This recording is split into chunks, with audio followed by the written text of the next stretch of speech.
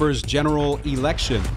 Walker was campaigning in Plover, Wisconsin on Saturday and said, quote, "You could have Daffy Duck on the ballot for Democrats and they'll start out with at least 48% of the vote."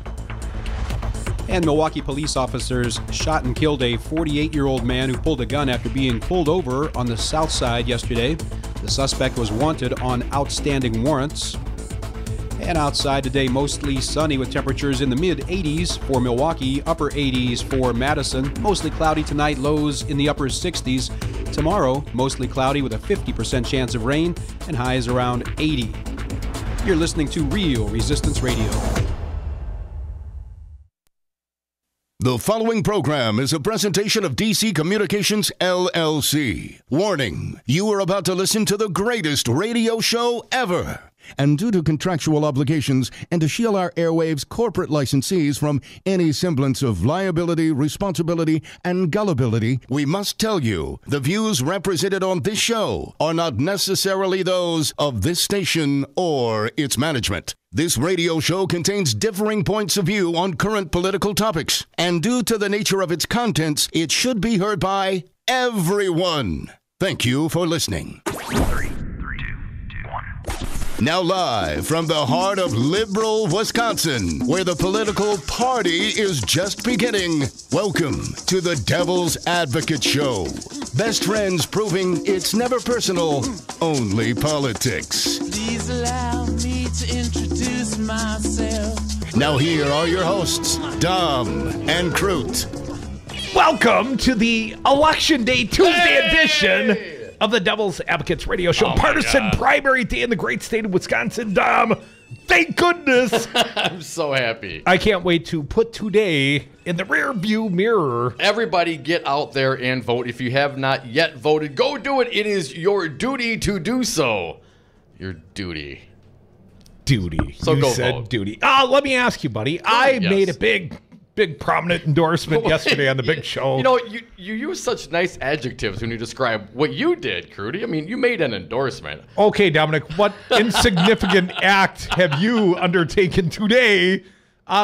We the people, voting, Dom, you got to tell the people. Don't you? Are you going to share? I will share. I did not make an endorsement, Crudy. I was conflicted. I didn't know where to go, which way to go, but I ended up voting I've always known you to be a bit confused. A little bit. There's so many good quality candidates, Crudy. It was hard to choose. And ultimately, I filled in the blank for Malin Mitchell today. Filled in the blank for Malin Mitchell? You act like you did so despondently. Oh, it was a tough one between Malin and Kelda and your endorsed candidate, Crudy, Mike McCabe. And I ended up obviously going with Malin. Malin Mitchell. So that's odd to me. Odd only in that we've got disparity amongst the hosts. Why? Why is that odd? There's 8 to choose from. There's so many. It's not odd. I'm talking about across the entirety of the station. People apparently want uniformity around here. Good luck with that. But that's not what we've got. Dominic, in the morning, our buddy Earl Ingram, he endorsed Matt Flynn, or at least said, that's his favorite. Thinks Matt Flynn has the best chance to beat Scott Walker. Sherwin Hughes, like yourself, endorsed Malin Mitchell. Apparently, Sherwin used to work with the Malin campaign, so we knew that Malin was supportive. Sherwin was supportive of Malin.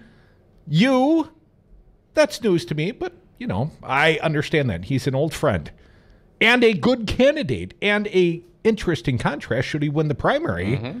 And Fancy Brian, I understand you also. Have you announced who you voted for, Fancy? Yes, I have. I voted for Mike McCabe. Well done, sir. Well, that's the guy that worked for me. But I will say this. I could very easily do ranked choice voting. Very easily for this. This is one of the biggest things I could see for ranked choice voting. I could put, at a scale of 1 to 10, I'm giving Mike a 10 and most of the other people a 9, 9.5. The worst I got is like an 8. I saw on Facebook, I'm not sure if it was sincere, I saw Jeff said, I wrote you in, Crudy. Don't write Crudy in. Do not. No. Well, if you must. But no, don't. Don't write me in. if I wanted to be on the ballot, I would have gotten the rest of the required signatures. Dominic, here's an interesting little article at the Cap Times. Madison, for some Democratic primary voters in Madison, picking a governor candidate is a challenge. Lisa Speckhard Pask. Here's the interesting one. She starts with this voter, Robert Cleary. Robert Cleary left his vote up to chance, having come to the conclusion that the Democratic candidates for governor in Wisconsin are indistinguishable. Cleary said he flipped a coin to decide which one got his vote Tuesday. I just honestly feel it didn't really matter. Didn't matter? Doesn't matter? Why do we do this radio show? Why do we get out of bed in the morning if this politics, if this primary day does not matter in the great state of Wisconsin? I read on briefly. Cleary joined many voters in struggling to decide which of 8 Democrats to support in Tuesday's primary election, with such a crowded field of candidates, many of whom agreed on policies like cutting the state's prison population, raising the minimum wage, and dedicating more funds to public schools. Some voters found sifting through the personalities and minor policy differences was a tough task. To others, the answer, and I find myself in this paragraph, Tom, to others, the answer was obvious and easy based on their own beliefs or who they thought who would have the best chance to defeat Republican Governor Scott Walker in the general election on November 6th. A few more here. Crudy. Cap Times talked to voters casting their ballots Tuesday morning at Lapham Elementary School on Madison's east side, the Catholic Multicultural Center on the south side, and Gates of Heaven Synagogue downtown, the Central Library in Fitchburg, and Madison here in the Cap Times. Roughly half said the decision wasn't hard for them, but a slight majority said the decision was difficult, often due to the long list of candidates. It was a lot to choose from, said Laura Langer. There was a lot more research we had to do. Shannon Sparks found the choice extremely hard. Here's what Shannon said. I feel like so many of the candidates had such similar positions, so it ended up being somewhat minor policy positions that ended up being the deciding factor for me, she said. But I was still reading this morning trying to make my final decision. And another one, James Edwards, there's at least 4 of them I thought would do good. I didn't make my decision until I was looking at the dots. Tom, I got to ask you, my little buddy, when did you make the big choice, the big decision? I've been leaning like that for a couple of days, but I, ultimately didn't until I got in there and fill out the dots. That's when you know you're real. That's when you know you're committed. And I didn't make a big endorsement, Crudy. I just went with my meekly filled in a dot. I don't know about meekly, man. I filled the hell out of that dot. I voted the hell out of that ballot. That dot's never been filled like it was this morning. The greatest dot filling ever. Okay, so let's go down. Other ballot choices today. How about Lieutenant Governor? Who'd you choose? Lieutenant Governor. Well, of course. Right under the governor. Yeah. You had to think about that for a minute. Mandela Barnes, man. Of course, man. I also voted for Mandela. And again, a guy we've known for some time. So Brian's nodding along as if, yes, Brian? I did. Not that I don't like Kurt Cobra, but Mandela's pretty darn awesome. Mandela's cool. Treasurer, Tom. The vaunted treasurer position. Godlewski. Right? Sarah Godlewski. Yeah. I also went Godlewski. Got to know her a little bit over the course of the last several months, and, whatever. Liked her. Voted for her. I've never heard anybody be more passionate over the state treasurer than I've heard people be passionate for. Well, again, what the contrast is here is who they're going to run against, or who is in the position now, and that really is what matters. And I understand these folks from the Adamczyk. Yes, anybody but Adamczyk, anybody but Walker, any one of these candidates would do a fine job in the place of Governor But Adamczyk is running for assembly. Yes, he's moving on up after not being able to eliminate the position that lateral he was elected move to do. He needs to go. It would actually be a pay cut, which doesn't seem like a very wise move on behalf of the state's treasurer to first try to eliminate one's job. Are you looking for logic in this guy? And then go run for an assembly position that pays insignificantly relative to the job you currently hold. He's all about, making government smaller, Crudy. So who else we got? Well, of course, treasurer. Well, here in Milwaukee County, it's a big race. Sheriff, Milwaukee County Sheriff. Now, I don't have the ability to vote in that race, and I'm certainly not going to throw it all away to cast a ballot. Freedom, liberty. I'm not going to illegally vote in Milwaukee County. That's good to know, Curdy. From some of our right-wing friends, I understand there's millions of illegal votes being cast. I only vote illegally in the presidential years. Early and often, that's what I say, Dom. Ernell Lucas, there wasn't really even a question for me regarding Milwaukee County Sheriff. Brian, you're in Milwaukee County, right? Yeah. And what do you think? Yeah, I went with Ernell Lucas. Well, you just had him on the show. You're both just sucking up because the man was in the room 5 minutes ago. I voted for him before he came on the show. Any value I would have gotten giving my vote to Ernell, I should have cashed that out prior to him being here today. But no, I like Ernell, and I think you do a fine job. Very likable human being. How about any of the smaller races, assembly, senator, any of that stuff have competed competitive primaries for you?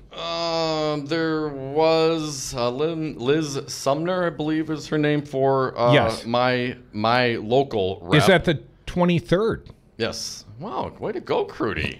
I don't know how you do it, man. That's why you're here with me, man. You're my brain matter. And who else? Of course, someone's got to be. Gwen Moore for my congresswoman, of course. She was up against Gary George, I guess, same guy again. But again, now, did you mark top of the ticket? Did you check the Democratic box? I did. Democrat. I did. I'm an independent, but come on, man. Look at what these Republicans have done over the last decade. It's not even a choice. We need to sweep them all out, start all over, and I'll be critical of the Dems when they overstep their bounds. There was a Libertarian Party ticket. I did see Phil Anderson on my ballot this morning. You could have gone that ticket. You could have gone straight Libertarian. I could have, and I chose not to. You wanted your vote to matter for something? Nobody puts baby in a corner, man. So now you're a Democrat. Well, you've joined the club. Did you pay the dues? Blue no matter who, Dom? Oh, come on, man. People should be paying me. No, I didn't pay the dues. I just, wanted to put my opinion on that side, and we'll see what happens come tonight. I'm excited. Crudy, come on. You were always one to, throw out your opinion and guess what will be there. What do you think? I have no sense. I have no direction. I mean, certainly the polls show Evers in the lead, but I have no sense where this gubernatorial election is going to land tonight. What do you think? You know where I hope it lands? Well, I know where you hope it lands. Overtime. Overtime, late into the evening. I hope it's like a three-way race, and I hope it goes to overtime, Dom. I don't think the county clerks would hope for that. But, it's the only excitement I get in life. Election night. What number were you? 155. I was 32 or 34. How about you, Brian? What time did you go, though? I was the same exact number as I was last time, 79. I went quarter after 7:30. You'd have been cooler if you were 69. Should have gotten up 5 minutes earlier. But because of 69, oh, no. See how it goes. Why did I walk him up and over that ledge? Folks, we are the Devil's Advocates. If you hadn't noticed, it is primary Who's partisan winning, day. Curt? I'm waiting. Are you going to tease me? I will tell you. Come back with a huge prediction? Sure. But don't tell me now. I got one in my butt. I'm just ready to drop it here. Sure, I'll predict. If anyone claims that they have any clear vision, a crystal ball that's going to tell them the outcome of today's partisan primary in the great state of Wisconsin, they are lying to you people. Come on. But they have a guesstimate. Give us a call. Let us know what you think. Who's I've got guesstimates. I'm guesstimating. I'm going to kick your butt later if I have to. Bring it on, son. You haven't even really irritated me yet. I'm sure you will. Oh, just give me time. We got 3 hours. 3 hours, yes. I'm starting to feel the irritation build. Mm-hmm. Fortunately, you're such an insignificant sort.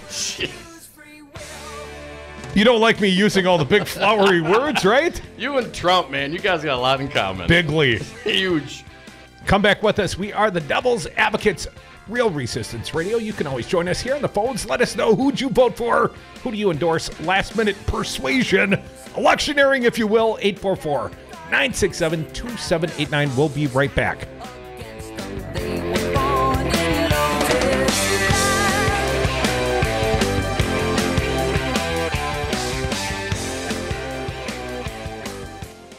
I will do anything it takes to win. I mean, you punched that baby. Is anyone asking how my hand feels after punching that iron-like jaw of that baby? How was your hand? I can't even make a fist. Ugh. I tell you right now, though, I'm so angered by seeing that, I wish I could go out and punch that baby again. Brad Zog, owner of Zero Res Madison. Brad, why should people use Zero Res Madison? Why wouldn't you clean your carpets like this? We've got a patented system. We also do another step that most people don't do. We have a double rotating brush machine that we use when we pre-treat the carpet. So this helps dig up any of that stuff that's deeper in your carpet that the vacuum doesn't get. We're going to provide that intermediary step before we clean with our empowered water. Call Zero Res today, 608-848-9000. Zero Res. Spell it forward or backward. It's the right way to clean. Here in the Badger State, we have our own expressions. When we're looking to go on vacation, we state, well, let's go up north. Hello, this is Tom Bennett, president of Teamsters Local 200. Here in the Badger State, we also have another expression, union yes. The strength of the labor movement depends on elected officials here in Wisconsin and Washington, D.C. that support the values of working families that raise the standards for all. Give us a call at Teamsters Local 200 at 414-771-6363 or visit our website at www.teamsterslocal200.com or on Facebook at Teamsters Local 200. Be engaged. I'm afraid right now for the future of my children's generation and those to come. In this age of mass school shootings, Wisconsin Governor Scott Walker offers the same bold agenda of the National Rifle Association. Make sure you remember in your thoughts and more importantly in your prayers. While Walker offers platitudes, he blocks meaningful gun safety legislation. It's really an honor to work with the NRA, not only in my state, but across the country. And I'm proud of my A+ ranking as a governor. Walker weakened the gun laws in Wisconsin, and then he got $3.5 million worth of NRA support. There have been men and women of courage who've been willing to stand up and think more about the future of their children and their grandchildren than they thought about their own futures. Scott Walker, you are not one of them. This message was paid for by the People for People Corporation. Donate online at p4ppc.org, p4ppc.org. Hi, I'm Diane Palmer, president of the SEIU Wisconsin State Council. Our members, registered nurses, home care workers, nurses' aides, and many other occupations do some of the toughest jobs of anyone in the state. For too long, our community has suffered under Scott Walker's divide and conquer tactics, which put the wealthy ahead of workers and everyone else. It is time for a change. That's why I support Mahlon Mitchell to unite our state and move past the fights of the last 8 years. Mahlon Mitchell is a firefighter, and he has proven himself as the first African-American president of the statewide Firefighters Union. Mahlon Mitchell has stood up for working people, even when it would have been easier to look the other way. That's what our community needs, and that's what Wisconsin needs. Move forward with me and vote Mahlon Mitchell for governor on the Democratic ticket this Tuesday, August 14th. Authorized and paid for by SEIU Wisconsin State Council. Not authorized and paid for by any candidate, candidate's agent, or committee. Have you outgrown your house? Are you sick of apartment living? Not ready to buy but know you need to move? Hi folks, this is Tom Hartman for CCL Management in Middleton. You should consider moving up to one of the finer rental homes CCL Management represents. Unique houses and condos, always clean, most are pet friendly. Visit cclmanagement.com today to find your new home. CCL Management, Dane County's premier leasing and property management company. Call CCL Management at 833-0009. That's 833-0009 or visit cclmanagement.com today. The Forum, hosted by Sherwin Hughes, exclusively on Real Resistance Radio. Call in live at 844-967-2789 and give your thoughts, feelings, and opinions on local and national topics. Monday through Friday from 8 a.m. until 11 a.m. It will not be what you expect to hear, but we will definitely give you what you need to know. That's The Forum, hosted by Sherwin Hughes on Real Resistance Radio. Always streaming live on realresistanceradio.com. The Devil's Advocates, the fix for political junkies everywhere. And we are back. Thank you for listening to the Devil's Advocates radio show on Real Resistance Radio, streaming live on the YouTube and Facebook pages. You can hit us up on the Twitter feed at Devil Radio. And the party line, talk or text. Did you vote? Who'd you vote for? What's your prediction? 844-967-2789. Dominic, here's my big prediction. 7 of the dim gubernatorial candidates tomorrow are just someone I used to know. It just won't matter anymore. It won't. Huh? Come on. Did you make any friends? I mean, you're going to miss some of these folks? I think I made a few enemies, quite frankly. I got to be careful. I got to watch my back now. You'll be all right. Dominic, the Donald Trump tweet. This should come as no shocker. Big prediction. Scott Walker, Donald Trump, same team. A tweet from the president a mere 19 hours ago endorsing Governor Scott Walker. Here is what Trump had to say. I'm shocked he did not share your affinity for Malin Mitchell. Scott Walker of Wisconsin is a tremendous governor who has done incredible things for that great state. He has my complete and total endorsement! Exclamation point. He brought the amazing Foxconn to Wisconsin with its 15,000 jobs and 15. So much more. 15,000? 15, hell. Some say 15, 20, 25, 30. I mean, some perhaps as high as 40 or 50. I've heard 250,000 jobs. Vote for Scott on Tuesday in the Republican primary. Was this a big challenge? I mean, I know we had Scott Walker's primary opponent, Meyer, I think the gentleman's name. Have to look that up to be absolutely sure. Again, my memory's after good. Tonight, it won't matter. He will also be someone we used to know. But I don't think that Scott Walker is really under any threat of losing the partisan primary. No, I would. They're standing by their man. Scott Walker is the Republicans' choice. But now tomorrow, Trump could say, hey, with my backing, Governor Scott Walker wins the Wisconsin primary. My question would be this.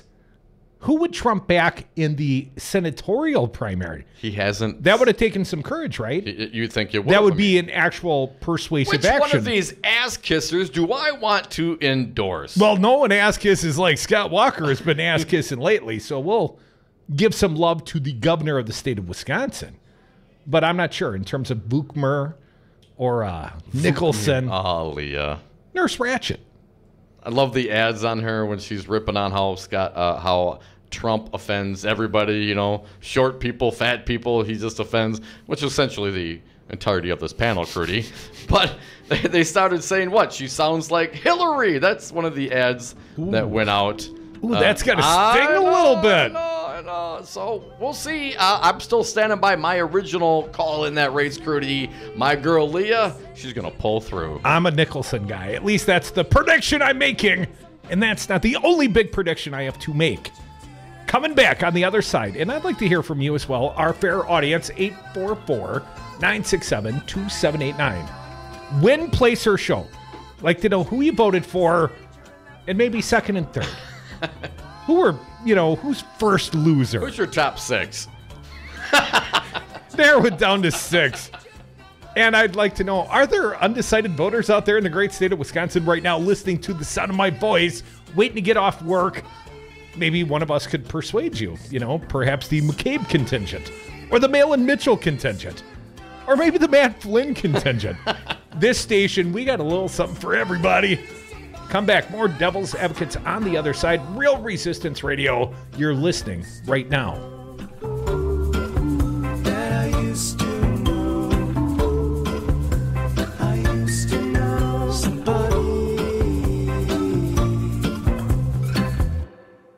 So I gave Scott the ball, and he carried the ball. And if that were football standards, NFL standards, he ran for about 2,000 yards in one game. The number's probably 28, 29, as high as 35. In fact, I even heard recently 42%. Hi, this is your Congresswoman, Gwen Moore, reminding you to vote this coming Tuesday, August 14th, for my son, Supreme Moore Omokunde, to be your representative for the 16th Assembly District.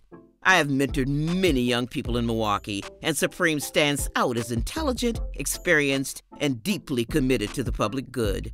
And it's not just his mother who supports him. The people have elected him 3 times to the county board, demonstrating their trust and respect for him. Also, Supreme Moore Omokunde has been endorsed by the American Federation of State, County, and Municipal Employees, the Service Employees International Union, Citizen Action, 2 teacher organizations, Clean Wisconsin, Fair Wisconsin, The Shepherd, and more. Please vote for Supreme on Tuesday. Supreme Moore Omokunde is for the people and will serve you with honor. Thank you. Authorized and paid for by Supreme for the People, Joyce Elwanger, Treasurer. It's hard to dream when you're fighting for 15. This is Pizza Box Mike for Wisconsin's Resistance Radio. Check out fightfor15.org to get involved in the fight for 15. Tired of holding your nose and choosing the lesser of evils in every election? Mike McCabe is a breath of fresh air, a once-in-a-lifetime candidate for governor. On August 14th, let yourself dare to dream of something better. Vote Mike McCabe for governor. Paid for by commoners for Mike McCabe. I would like to thank you, President Trump. I also want to express my thanks to Governor Walker. Foxconn CEO Terry Goh is thankful to the Republicans who delivered his $4.5 billion in corporate welfare. Thank you to Foxconn. Scott Walker thanks the foreign corporation who received the largest corporate welfare subsidy in history. Thank you, Mr. President. What about thanking the hardworking Wisconsin taxpayers you saddled with a generation of debt for a project that may never be paid back? People should be rushing to me and patting my back and say, hey, thank you, Mr. Foxconn. Call Governor Scott Walker at 608-266-1212 and tell him no thank you to corporate welfare, no thank you to environmental rollbacks, no thank you to a project that may never be paid back, no thank you to Foxconn. This message was paid for by the People for People Corporation. Donate online at p4ppc.org, p4ppc.org. I'm jumping in with my clothes on. Most party fouls are pretty dumb, but if you decide to drink and drive underage, you could lose your license and your freedom. Learn more at ultimatepartyfoul.org. Brought to you by the National Highway Traffic Safety Administration and the Ad Council. Live via phone, he is former U.S. Attorney Jim Santel. Firing Bob Mueller doesn't mean that the prosecution, the investigation goes away. Pardoning one individual does not mean that you undo everything that has been done before. So this notion that somehow by shutting down and by pardoning and by sort of stopping the process, you're also stopping the wheels of justice is simply, again, it's simply wrong. The Devil's Advocates, weekday afternoons on 1510 a.m., Wisconsin's Resistance Radio.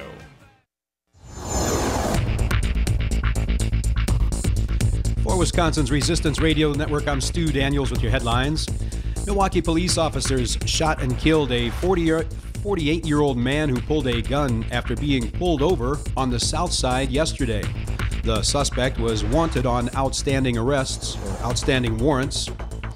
It was a violent weekend in Milwaukee. 8 people were shot. 3 of them died. 2 of those wounded were a 4-year-old boy and a 14-year-old boy.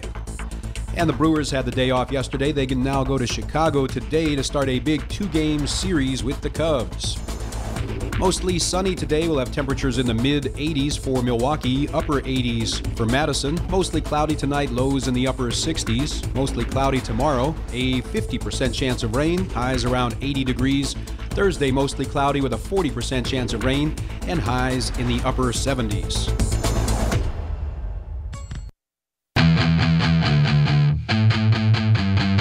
Kicking ass and taking names since the Wisconsin Uprising. Dom and Crute are the Devil's Advocates. Welcome back to the Devil's Advocates radio show. It is a partisan primary special. What are we doing special today, Dom? Well, we voted, man. That's what everybody should do. Vote. We did that. That's indeed. special. How about some sort of elaborate exercise that we can have the audience participate in? Yeah. I've got an idea. Oh, I'm sure you do. What is it? Especially for those, let's call it the Columbus area, Assembly District 37. If you have not voted yet, need you to do a little exercise with us. We're trying to put Matt Taylor, a Democrat, a write-in candidate on the ballot. Taylor. Matt, M-A-T-T. Taylor, Taylor. When you go in, please insert the name Matt Taylor, Assembly 37. And by writing in Matt's name, if he gets a sufficient number, my understanding he needs like 495 partisan primary write-in votes, and then he will qualify for the fall ballot. Apparently there was some ballot qualifying irregularities in that district. Uh-oh. But if Matt cannot get on the ballot as a write-in candidate, as a Dem seeking the assembly seat, John Jagler gets a free pass. Oh, don't give Jagler a free pass. You know, chasing the dragon guy. No, right in. Okay, so there we go. Jagler used to be a radio guy like yourself, though. There is a plan of action, Crudy, for the 37th Assembly District, right in Matt Taylor. You can find him on Twitter at Matt4Wisconsin. He's a guy you want to write in. Get a couple of, 400, 500, something like that? 495 is the number I had seen represented. I'm not That's just verifying the veracity of that claim. No, I'm pretty good with numbers. Don't give the Republicans, and technically, I don't think anybody should get a free ride. I mean, you should have to fight for these. You should have to fight to represent your constituents. So please, make an impact. Don't give it over to the Republican, all our friends over in, that side of the state. Dominic, we had discussed some sort of electoral party. Are we partying? Is there a political party tonight? There's My all understanding. sorts of parties tonight. Lots of parties. The different candidates all have their victory celebration parties. And there's only going to be one victory celebration party. So there's going to be a lot of sad parties. Like 7 of them. No. But here's it, and I haven't, obviously never ran for anything. Don't know how this works, but presumably there's there's the camaraderie that you have with your campaign, your staff, and your volunteers, and knowing that you just put forth a good effort, because not everyone's and you got your win. ass kicked. And most people are going to lose. I mean, most people today. Mathematically, 7 of 8 are going to lose time, on the even Democratic those that eventually side. win some sort of elected office, most of them lose at some point. You got to lose to win. You got to get a little callous. Cruel to be kind. Part of that is building the relationships with the staff and your volunteers, and knowing that you participated in democracy, and everybody, no matter how this one turns out, everybody should be happy about that. And if you got free beer, maybe we'll swing by. don't think there's going to be many happy parties tonight. I mean, it might start sort of, eagerly optimistic. And then it's going to get a little worse. And reality is going to start setting in, and you're going to start seeing, 10% of the vote.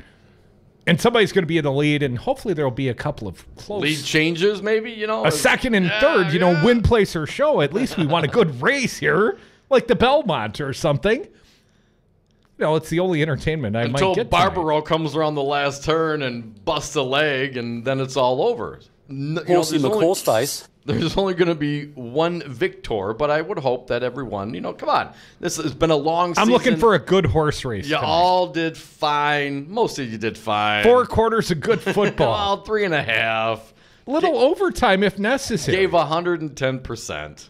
That's all you can ask for. But there's going to be some sad parties. By 9:30, 10 o'clock. Well, I'm thinking some people are going to be looking for the exits, and it's going to be funny because they'll start out with like 8 decently attended parties, and by 11:30, 8. I mean, I think the race. You better be having some free booze if Josh Page's going to get a decent party going on. I mean, no offense to Josh, but come on, man. How many family members do you think he has? Well, if he was nearby and throwing it here, I'd swing by for a free beer. But Malin Mitchell throwing a party in Milwaukee. I think Kathleen Feinhout throwing a party in Milwaukee. Oh, really? There's parties to attend. Well, excellent. Now you're supposed to RSVP as working media, Dom. Yeah. Well, what if I'm not working? You mean just drinking? Yeah, this is all just off the record. Uninvited party crasher. I don't like to be on the record when I'm out socializing, Crudy. I forget it anyway. You better go to Malin's party. That you might be welcomed over at Malin's party. Oh, come on, man. Welcome everywhere. I'm a fun, nice guy. Now, after I endorsed McCabe yesterday, I was invited to the McCabe party. I said, great. Sure. Was it BYOB? That I did not clarify, but you know where the McCabe party's at? Columbus. There you go. That's a long way from my house. Who? Come on, Mike. Come on, I get the whole rural, yes, urban, absolutely. Suburban. Columbus, man. Commoners for Mike McCabe. I'm taking back my endorsement if I got to drive that far. So you only endorse if you get a driver. Yes, if someone picks me up, well, it's not so much the getting there, it's the getting home. Right. Because, if Mike McCabe shocks the world tonight. It'll be a hell of a party. Oh, it will be one hell of a party. Do you think there's any likelihood, setting aside Crudy's endorsement, what is the likelihood that the polls are completely wrong? Wrong in that they have not been able to accurately measure sentiment towards any one voter or campaign. I guess it's more than a voter, but the broader campaigns. If you've still got people at the ballot box today flipping coins, making up their mind when I see the dots, what are you going to do? Eeny, meeny, miny, mo? Yes. Catch McCabe by the toe? Yes, Crudy. That's what a lot of people are doing. Obviously, people listen. If your mind's not made up yet, I encourage Mike McCabe. But here's the deal. From a policy standpoint, there's not a lot of light between these candidates. I mean, really. I mean, especially when you compare their whoever wins, obviously going up against probably Governor Scott Walker. Well, there's certainly distinctions between any of these Dems and Governor Walker. So yeah, it's going to come down to the perhaps other intrinsic things, Crudy. But I from a policy standpoint, it'd be really hard for me to distinguish. Well, what's the difference between Kelda's policy on legalized weed and Malin's policy? Well, most of them are pretty much there.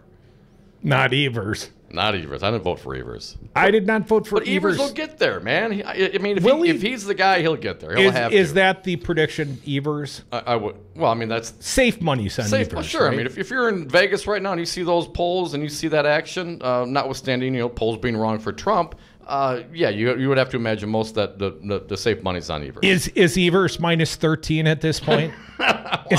Is he giving points? Yeah, sure. Evers is giving points. That's what the favorites do. But who's got home field advantage? You know what I'm saying? But do you like him on the money line? It depends what the number is. At 120. Well, on the money line, it's Evers to win. Seems like a safe bet. But what if you had to give Evers minus 13? If it's 100 to win 120 on Evers, I mean, that's still a pretty safe bet. But he's got to win by 13% over his next closest. Or 120 to win 100. Yeah, yes, I hear what you're saying. I don't know. It's been a long time since we've gambled, Crudy. I mean, that no time like the present. I got a question for you. Sure, Fancy Brian. Please interrupt. I'm sorry. I'm just wanting to tell you. I've talked to a lot of people about politics, about a lot of people about the gubernatorial race. Have you guys ever heard anybody outside of Evers' campaign saying, I'm voting for Evers? We got callers left and right. We got people talking on Facebook all over the place. I have not seen one post, hey, I'm voting for Evers. Sure, I've seen posts, I'm voting for Evers, and I have spoken to specific, and they're typically nice, quiet, gray-haired older people. Not that that's bad. That's a big part of our listening audience. Many of my friends have more gray hair than Dom and I combined. You have hair? Yeah, a little bit of gray. In the beard, at least. But, yes, I would say there is certainly a Tony His demographic contention. skews older, is I guess what you're saying, perhaps. But, if that is true, then they're not going to be on the socials as much. I mean, so you also have to kind of remember what your data source is. They're on the MySpace. You're just not looking in the right spot, boys. What about the female sentiment? Hard for us to know. 3 dudes sitting here talking politics. But will there be a late swell for the female candidate? I mean, if you are looking, and if truly this is breaking last minute, and I've heard at least one political pundit tell me, it's probably a 2-man race. 2-man in that it's Tony Evers and Kelda Royce. Well, we'll see. I mean, I certainly know that Kelda has garnered some strength and she's won some straw polls. But I haven't seen any proof of that in the polls. Like I said, don't trust them, but, don't they set some sort of framework? Shouldn't we trust them in some way, shape, or form? Am I staying close to the Tony Evers side of town? Just precaution, Dom.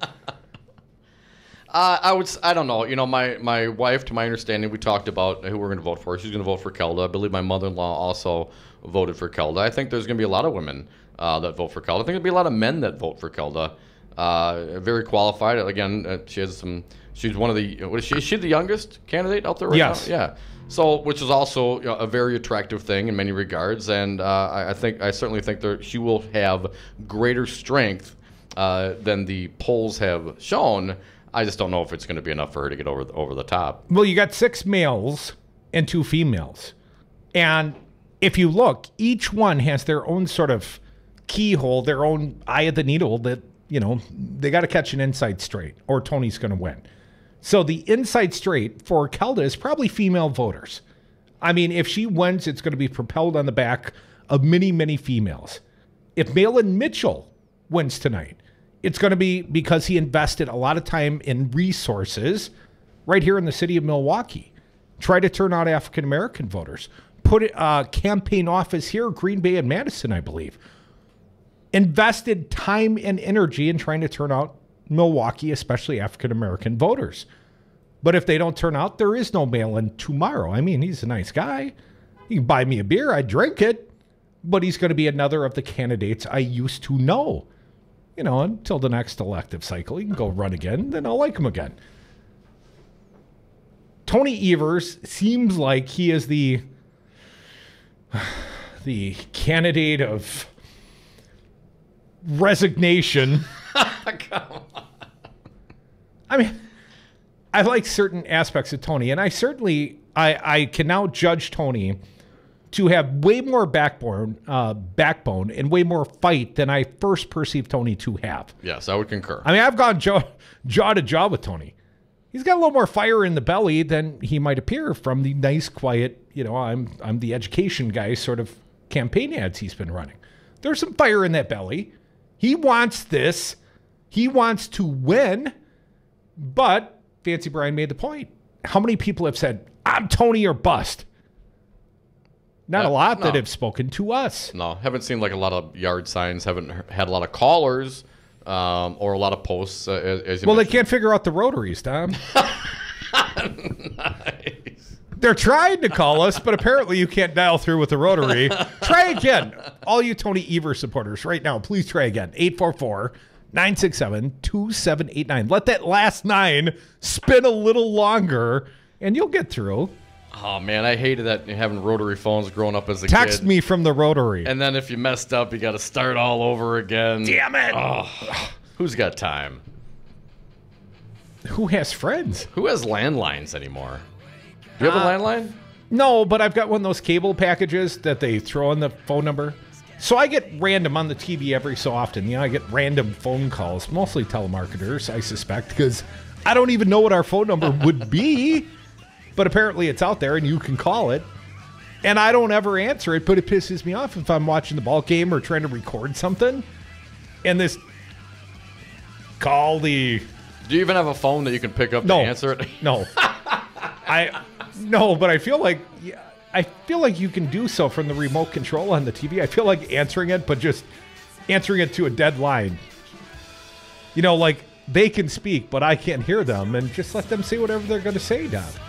Kind of like we're doing right now on the radio.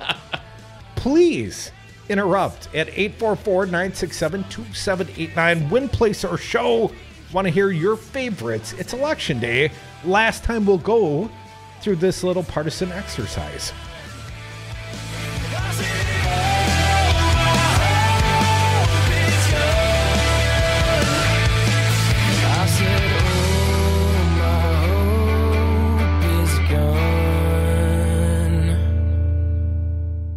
Win so much, you may even get tired of winning. Horsey McHorseface is coming. Horsey McHorseface and the big dreamer, Horsey. We have to keep winning. We have to win more. We're going to win more. They're winners. Winners get to do what they want. I'm Andy Buck, Field Representative with Painters and Allied Trades of Wisconsin. It's an issue that brings constant challenges for building contractors. How to find qualified painters, glazers, and drywall finishers. IUPAT knows what you want. A professional job performed by skilled workers who care about safety, training, and finishing strong. Workers who are reliable and ready on demand. Let IUPAT provide the people power that you need. You'll feel confident the job is finished right. Connect at IUPATDC7.com and finish strong. Have a drink at Regano's Roman Coin. This neighborhood corner tavern is as classic as the street it occupies. Family owned and operated since 1966, Regano's Roman Coin is located in a former Pabst Tide House on historic Brady Street, serving an array of craft beers with a focus on Wisconsin breweries. Also, weekly drink specials, trivia on Wednesdays, seasonal sporting events, parties hosted for all occasions, and pet friendly. Open 11 a.m. Tuesday through Friday, 10 a.m. Saturday and Sunday, closed on Monday. Regano's Roman Coin, Milwaukee's pet friendly, cash only order and classic corner tavern. Hi, I'm Crudy. I'm here with Bill Carroll, president of Teamsters Local 344. Bill, why are you union? Teamster strong. Well, Crudy, our strength comes from our membership. The Teamsters are North America's strongest labor union with 1.4 million members. Bill, what does the Teamsters do for the next generation? The same thing that the Teamsters have done for the last 100 years. assisting groups of workers in negotiating improvements in their wages, hours, and working conditions. Where do people go if they want to know more about the Teamsters, more about joining the union? There's 3 easy options. They can call Local 344 at 414-258-4545. They can contact us through our website. That's local344.org. Local, the number is 344.org, or they can contact us through the Local 344 Facebook page. Be union strong. Join Teamsters 344. Be like Fruity. Be like News Talk 1510 AM. Stand with the unions. Join the Teamsters. Local344.org.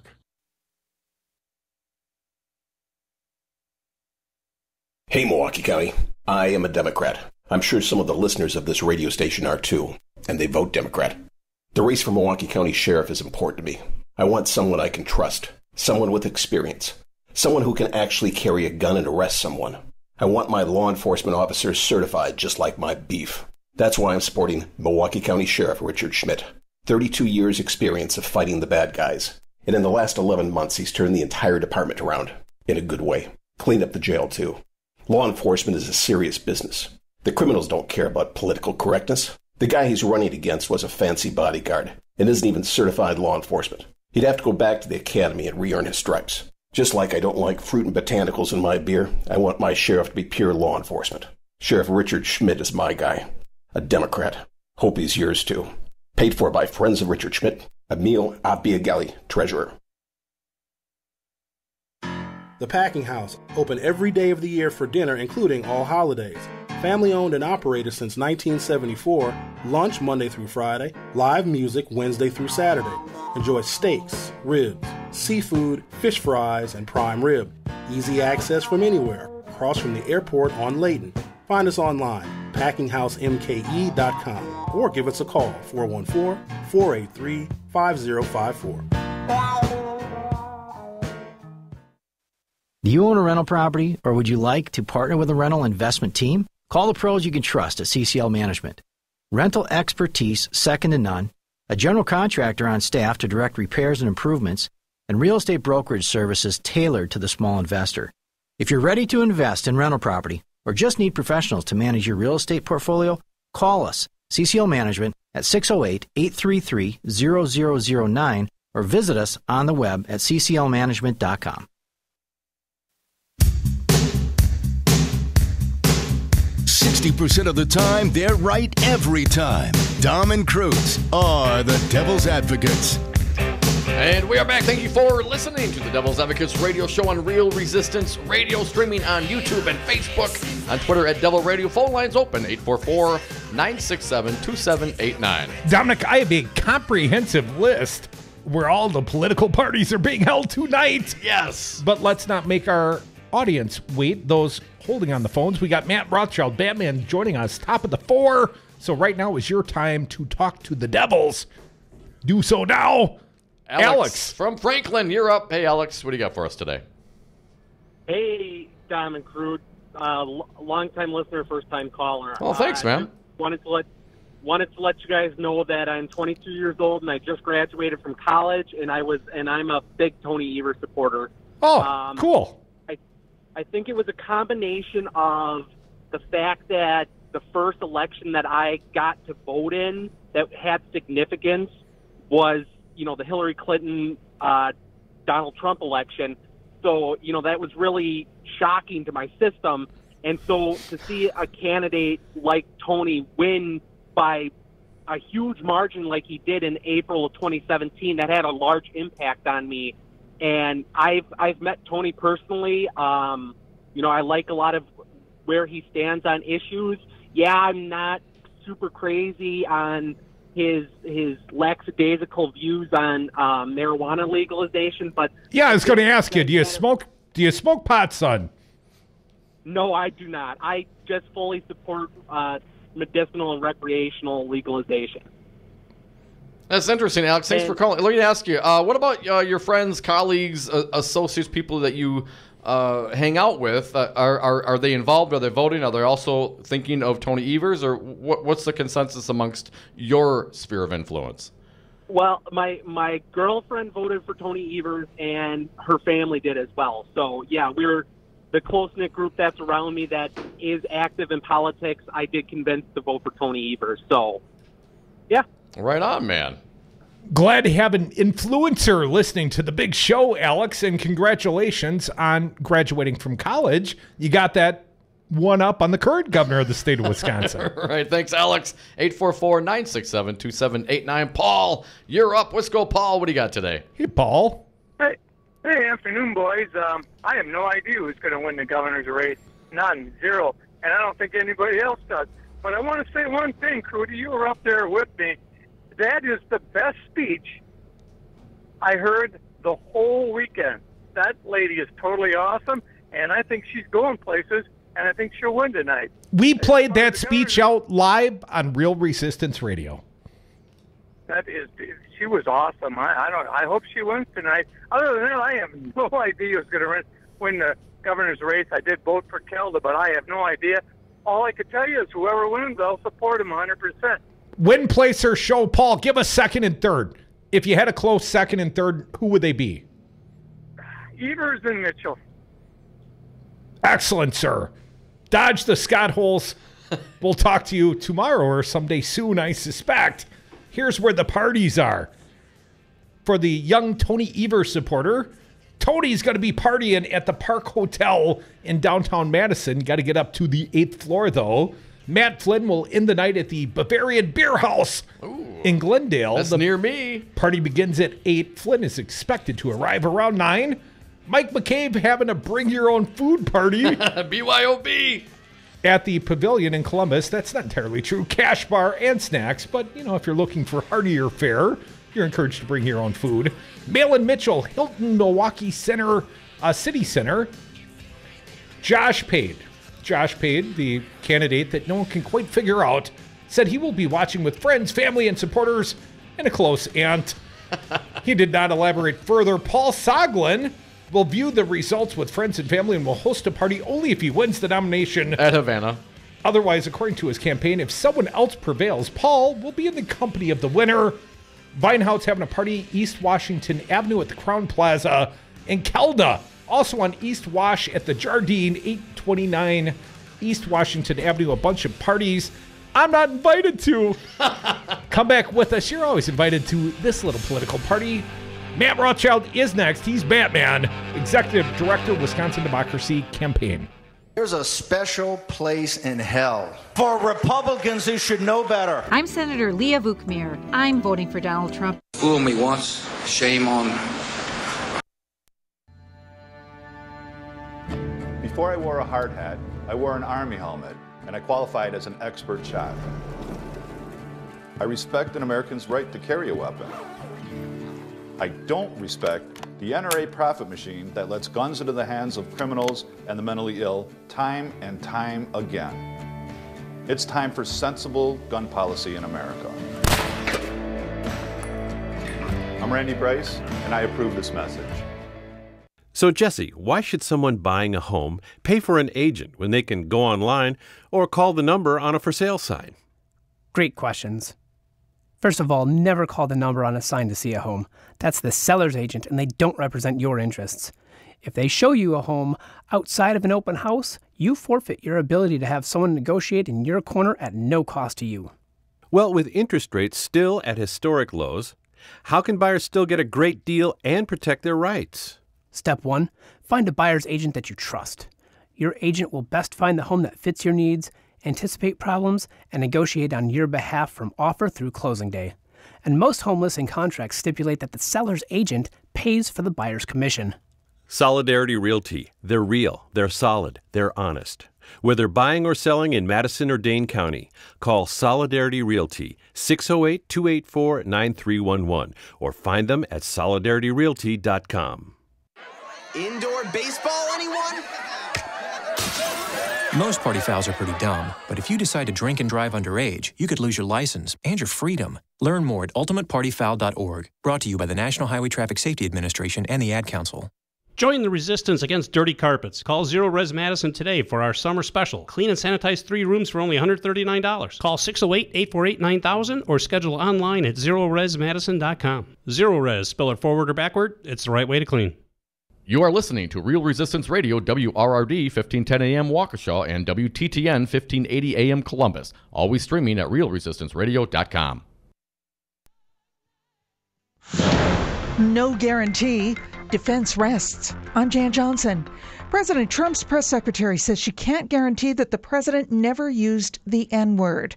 This while addressing multiple accusations by a fired White House aide. Press Secretary Sarah Sanders responding that the president's calling Omarosa a dog had nothing to do with gender or race. Sanders even avoiding saying Omarosa's name. The president is certainly voicing his frustration with the fact that this person has shown a complete lack of integrity, particularly by the actions following her time here at the White House. At briefing time, there were 9 presidential tweets and retweets about Omarosa and her book with the tapes she says back up her claims. But Sanders blames the media for giving the 3-time Apprentice star a platform to spread lies. Bob Costantini, Washington. Jurors are likely to hear closing arguments tomorrow and then start deliberating the fate of former Trump campaign chief Paul Manafort. Lawyers defending Manafort against tax and bank fraud charges rested their case today without calling a single witness. In Pennsylvania, a stunning grand jury report that is calling out hundreds of Catholic priests on allegations of child abuse. Correspondent Jean Casares. The report states that most of the victims were boys, but girls were also victims. Some were teens, some were younger, some were manipulated with alcohol or pornography. They were raped in various forms and fashions. And grand jurors found that church leaders in every part of the state preferred to protect the abusers and their institution above everything else. Among the targets of the report, the Archbishop of Washington, Cardinal Donald Wuerl. In Italy, the death tolls varied throughout the day, but the Prime Minister says at least 22 have died in the collapse of a busy highway bridge in Genoa. In London, an ongoing terror investigation following the arrest of a 29-year-old British national who rammed his car into a barricade outside Parliament. I'm Jan Johnson. This is County Supervisor Supreme Moore Omokunde running to be your next representative for the 16th Assembly District. I'm asking you for your vote this Tuesday, August 14th in the Democratic primary. On day one, my goals will be to help end mass incarceration, foster economic development without displacement, raise the minimum wage to $15 an hour, expand health care, and legalize and decriminalize marijuana to fund our public schools and reduce our prison population. The most experienced candidate in the race, I'm the only previously elected official having served 3 terms on the Milwaukee County Board of Supervisors. Also, my mother, Congresswoman Gwen Moore, has instilled in me a legacy of commitment and service. My team and I have knocked on your door, called you at home, mailed to you, and now I ask you again to vote for Supreme Moore Omokunde this Tuesday, August 14th. I would be honored to serve you in Madison. Authorized and paid for by Supreme for the People, Joyce Elwanger, Treasurer.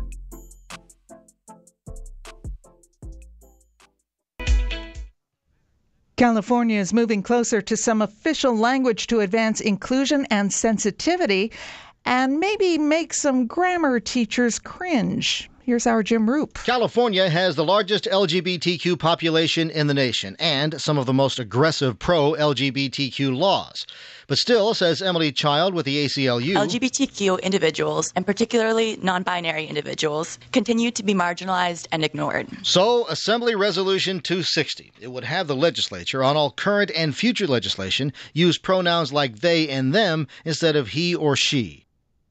The University of Maryland is acknowledging mistakes were made in the treatment of a freshman football player who collapsed on a practice field back in May. Jordan McNair later died. University President Wallace Lowe says the school accepts moral and legal responsibility.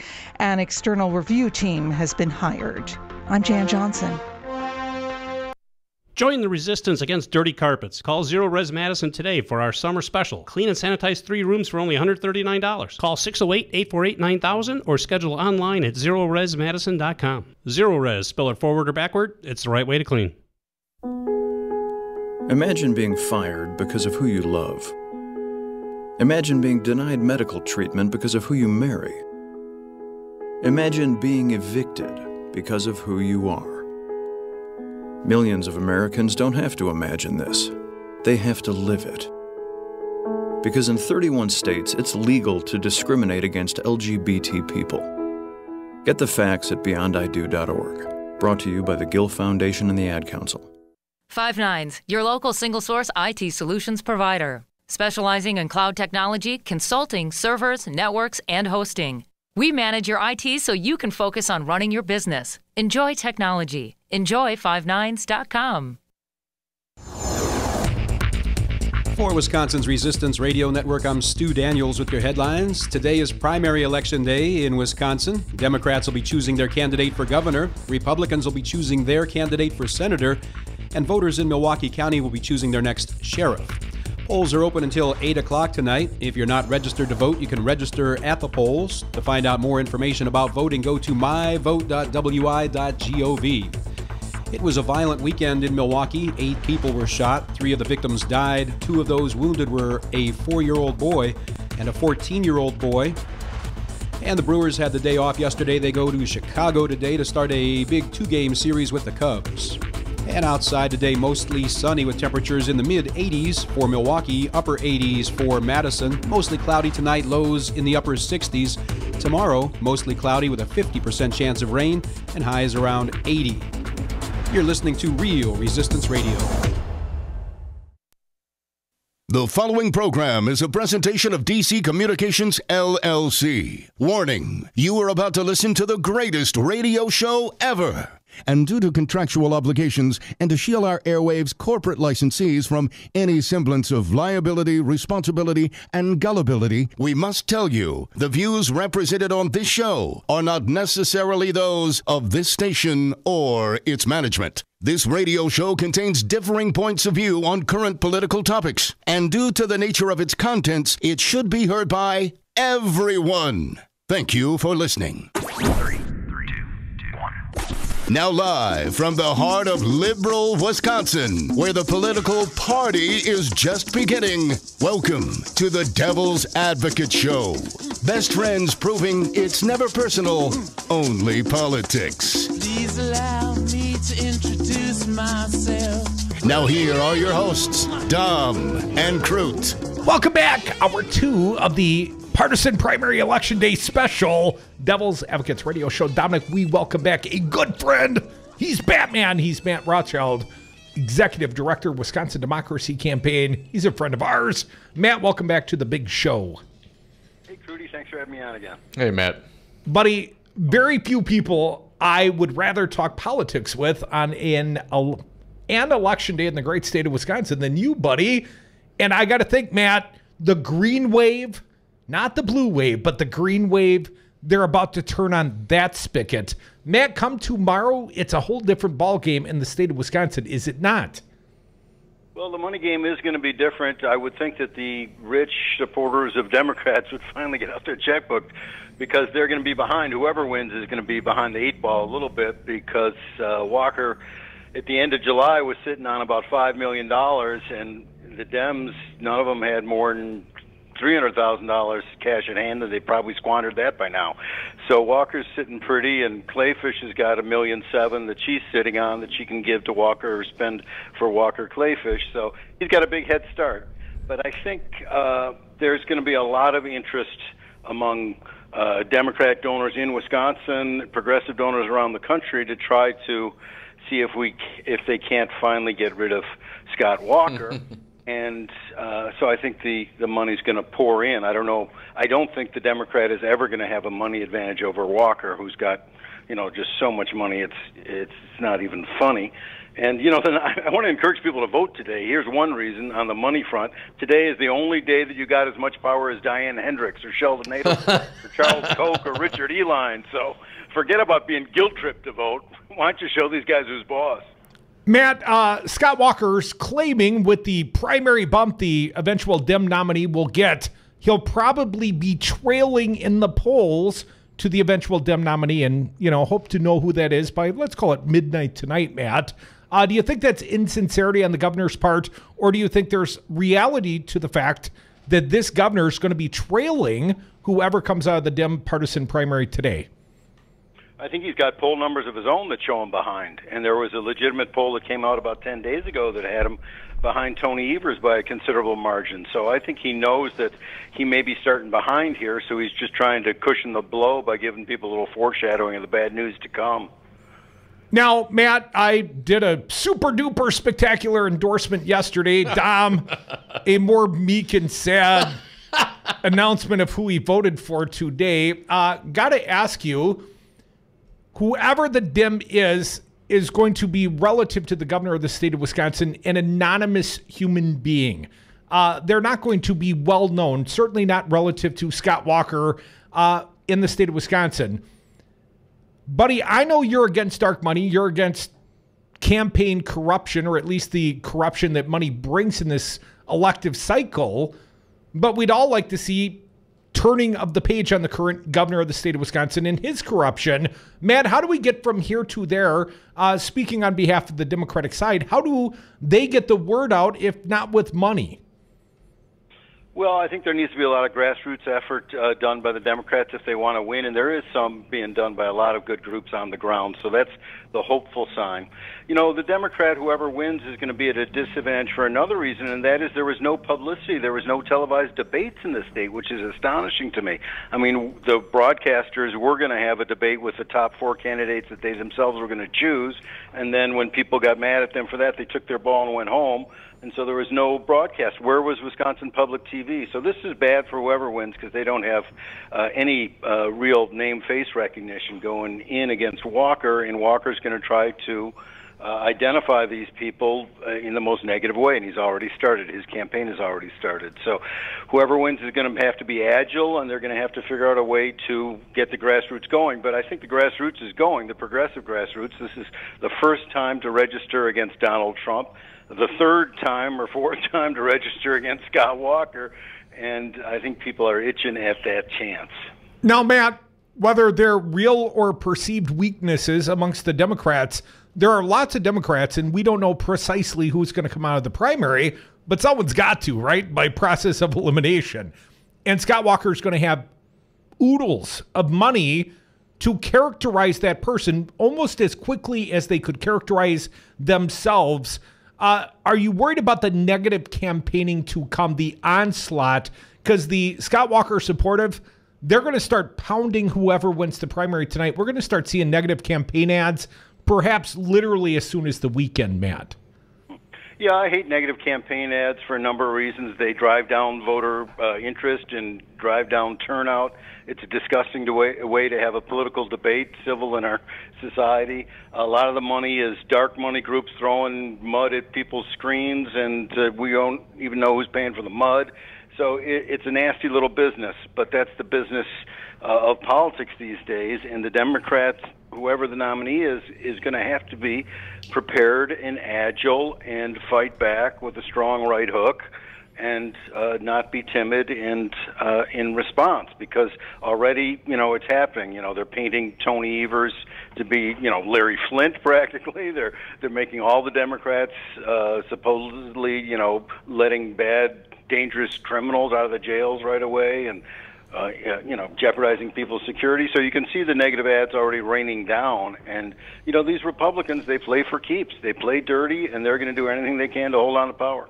Matt, I know the Wisconsin Democracy Campaign, a nonpartisan group. Your predecessor there, Mike McCabe, is now running for governor. He is the candidate I have endorsed. And I told him yesterday, in all sincerity, it's not as much that I love Mike McCabe as I love the cause he stands for, and the fact that perhaps with some aspirational voting, we could get to the point where, we could overcome Citizen United and the corruptness here in the state of Wisconsin. Matt, tell me how naive I'm being right now. Well, Mike McCabe has raised really important issues about money in politics. Other candidates have raised really important issues, too, about our criminal justice system, about legalizing marijuana, about a whole range of issues. I've been real happy with this whole slate of candidates. There have been a lot of good candidates, yourself included, who were in this race. Dana Wachs was a great candidate before he dropped out. So I love this open primary. I think there are a lot of excellent candidates and excellent ideas. I just wish some of those got televised so people could really see them. Folks, you're listening to the Devil's Advocates radio show on Real Resistance Radio. Matt Rothschild, Batman, Executive Director of the Wisconsin Democracy Campaign, joins us on the phone. Matt, saw you had a write-up in the Cap Times today entitled Trump and the Road to Fascism. Before we get to that piece, Matt, I got to ask you, this is something I have really struggled with, and I'm not being flippant here. Is it okay to punch a Nazi? Matt, how do we deal with, fascists and those that would walk under a Nazi flag and scream horrendous things at people? How are we as a society, or even as an individual, let's get right down to it, walking down the street, what's a proper way to react to that? Well, I'm for nonviolence, you know that, and so I don't think it's good as a tactic. I don't think it's good morally. But at some point, I'm not going to be put on a train and sent to a concentration camp. So, I mean, at some point, I'm going to fight back. The question is when. I don't think the time is now to get violent. I don't think it would solve anything. It would just feed into the hands of the fascists. And I don't like using the F word. I haven't used the F word in public in about 35 years. I've restrained myself from doing so. But what we're seeing from Trump and what we're seeing from some of these neo-Nazis is eerily reminiscent. I mean, hell, they're flying the Nazi flag. It's nothing subtle about that. Matt, looking back at my own experiences at the Capitol, I'm not a big fascist, throw the F word around guy myself, but when I saw Crudy get arrested and singers get arrested and old people get arrested and vets get arrested and Matt Rothschild get arrested and Matt get arrested. That was to me, that is the epitome of the abuse of governmental power. And, a lot of my conservative Republican friends, my libertarian friends, that don't tread on me, folks, but a lot of them seem to quickly embrace, Governor Walker's tactic of arresting Fancy Brian were arrested at the Madison Capitol as an act of fascism by the Republican administration in Wisconsin. Well, it certainly was an act of abuse of executive authority, and abuse of executive authority is an essential part of fascism. So we got a whiff of it when we were arrested. And, there are other whiffs of it around here with violent base, too, as part of the base. Now, Matt, and so I don't think we can ignore it.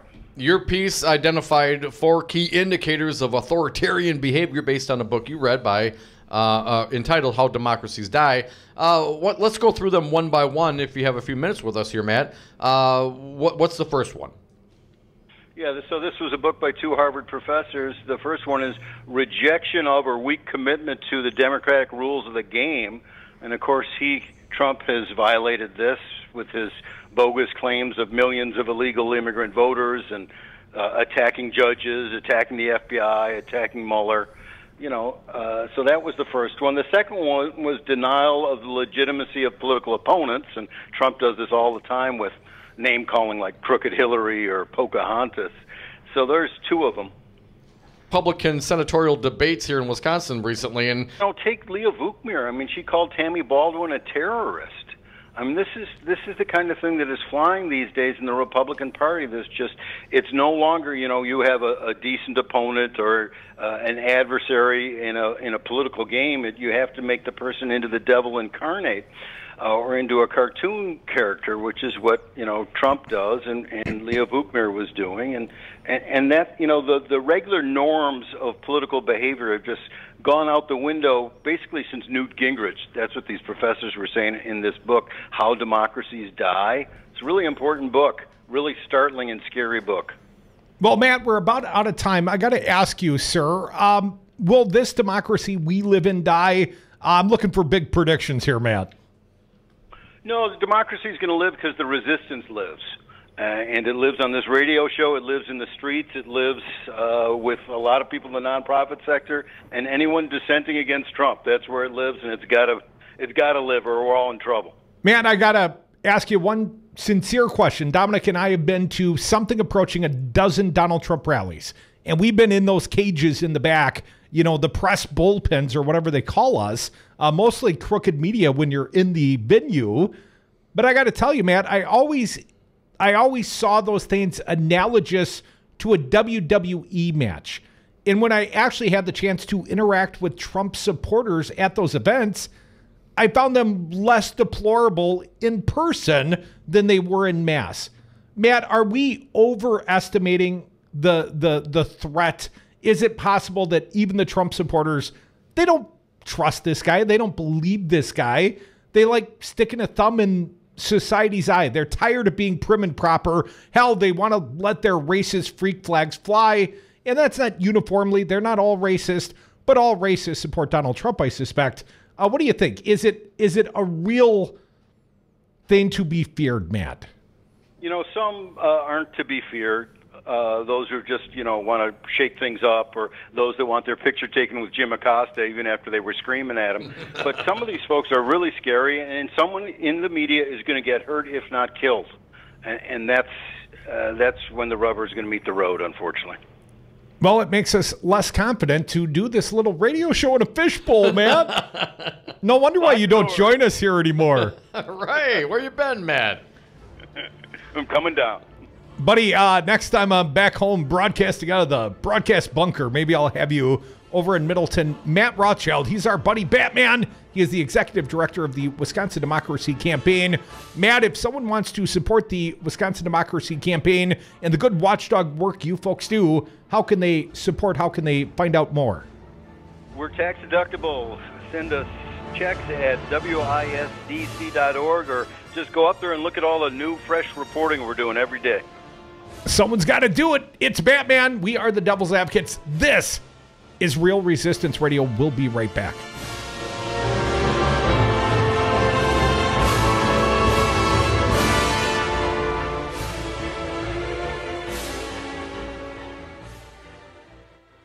You can't savor all the little emotions. Now you want to get nuts? Come on, let's get nuts.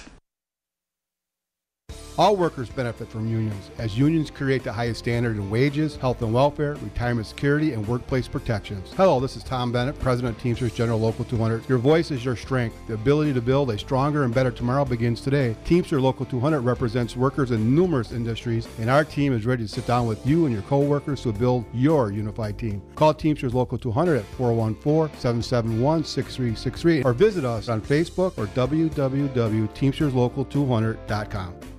Do you own a rental property, or would you like to partner with a rental investment team? Call the pros you can trust at CCL Management. Rental expertise second to none, a general contractor on staff to direct repairs and improvements, and real estate brokerage services tailored to the small investor. If you're ready to invest in rental property or just need professionals to manage your real estate portfolio, call us, CCL Management, at 608-833-0009 or visit us on the web at cclmanagement.com. You're not wired to have a response to this sound. But when we introduce a new stimulus, Save the Food, we're helping to stop food waste. Save the Food. For tips and recipes, visit savethefood.com. Brought to you by NRDC and the Ad Council.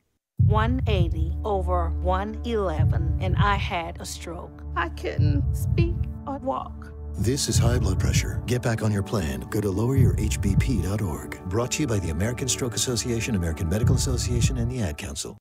Josh Call, the candidate for Wisconsin Attorney General. Do you think voter ID had a suppressive effect, not on 100 voters, but on thousands of voters, and perhaps tipped the election to Donald Trump? This is an issue that came up at our trial. And first of all, I should thank you guys, because we actually introduced into evidence the recording of you interviewing Dale Schultz, who was talking about the passage of the voter ID law. That was one of our pieces of evidence. I would have gotten away with it too if it wasn't for those meddling devil's advocates. Wisconsin's doing terribly. The roads are a disaster because they don't have any money to rebuild them. They're borrowing money like crazy. They projected a $1 billion surplus, and it turns out to be a deficit of $2.2 billion. The schools are a disaster. The hospitals and education is a disaster. And when I see Scott Walker with his little motorcycle and puts his helmet on and he gets off and he makes a speech, but he's always riding like, he gets off a bike like he's a big tough guy, okay, or a little tough guy. Their lobbyists, their special interests, and their donors will start calling. They gave you $1 million to your campaign, and this one gave you $5 million, and this one, you have to do it. You know what he's going to say? Okay, I'll do it. Mr. Trump, you're using the talking points of the Democrats, and as we all know, that using facts. This message was paid for by the People for People Corporation. Donate online at p4ppc.org, p4ppc.org. Hi, I'm Crudy. I'm here with Bill Carroll, president of Teamsters Local 344. Bill, why are you union? Teamster strong. Well, Crudy, Our strength comes from our membership. The Teamsters are North America's strongest labor union with 1.4 million members. Bill, what does the Teamsters do for the next generation? The same thing that the Teamsters have done for the last 100 years, assisting groups of workers in negotiating improvements in their wages, hours, and working conditions. Where do people go if they want to know more about the Teamsters, more about joining the union? There's 3 easy options. They can call Local 344 at 414-258-4545. They can contact us through our website. That's local344.org. Local, the number is 344.org. Or they can contact us through the Local 344 Facebook page. Be union strong. Join Teamsters 344. Be like Rudy. Be like News Talk 1510 AM. Stand with the unions. Join the Teamsters. Local344.org. The Devil's Advocates, because it's always 420 somewhere. And we are back from the 420 break. Only got a few minutes this segment. Let's get to it. Curtis from West Dallas, you are up. Thanks for calling, Curtis. What do you got today? How you guys doing tonight? Good. Excellent. How are Hey, you? good, thanks. Listen, you were asking people to call in about who they're voting for. Yeah, win, place, or show. Who'd you vote for, Curtis? Yeah, I'm biking home right now to go vote. But a lot of people don't like to talk about who they're voting for because they don't want to talk about losers or winners. But I'm going to tell you my opinion.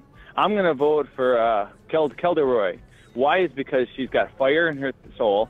She's very polite, and she's also going to talk about the future, like getting Medicare for all for the state of Wisconsin. We need Badger Care. We need something. I mean, I got friends that lost homes because their kids got sick, foreclosed on their houses. Just recently, this one of my friends, her sister, the little baby had to go to Children's Hospital, $45,000 hospital bill, and she only made like $25,000 a year, so they had some kind of program, but she ended up losing her house because it was $43,000 out of pocket she had to pay, Yeah. It's just horrible. But I'll tell you what, I really hope Kelda does a good job, because you know what, when Winker started his little thing, or a week early last week with his little bus kickoff thing he did, a week early he's got to go and redo Scotty. Too bad his bus doesn't flow into a Scotty hole. Curtis, how old are you? How old a guy are you, if I may ask, sir? What's that? How old are you, sir? I'm 45. 45. Curtis, appreciate your phone call. Kelda, a fine choice, I would say. I would certainly be excited to find out Kelda won. Because here's why. I think Kelda is perhaps a stronger general election candidate than a partisan primary candidate. Why? I think the electorate, quite frankly, could be much younger in the fall when the college kids are back. Unfortunately, in Madison today, it's moving day for the college kids in the middle of a partisan primary. Don't think the Republicans planned that, do you? Come back with us. More Devil's Advocates, more Real Resistance Radio. More of you on the phones, 844-967-2789.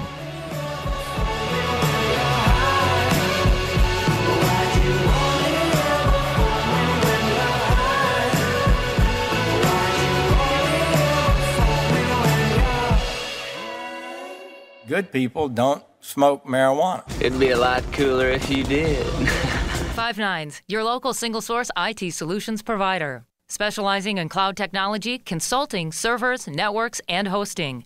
We manage your IT so you can focus on running your business. Enjoy technology. Enjoy59s.com. Before I wore a hard hat, I wore an Army helmet, and I qualified as an expert shot. I respect an American's right to carry a weapon. I don't respect the NRA profit machine that lets guns into the hands of criminals and the mentally ill time and time again. It's time for sensible gun policy in America. I'm Randy Bryce, and I approve this message. Donna from Louisiana. The storm just hit, and we went from donating to the food bank to needing it.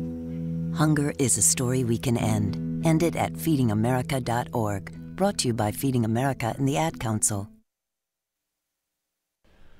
The bridge is out, and there are scat holes everywhere.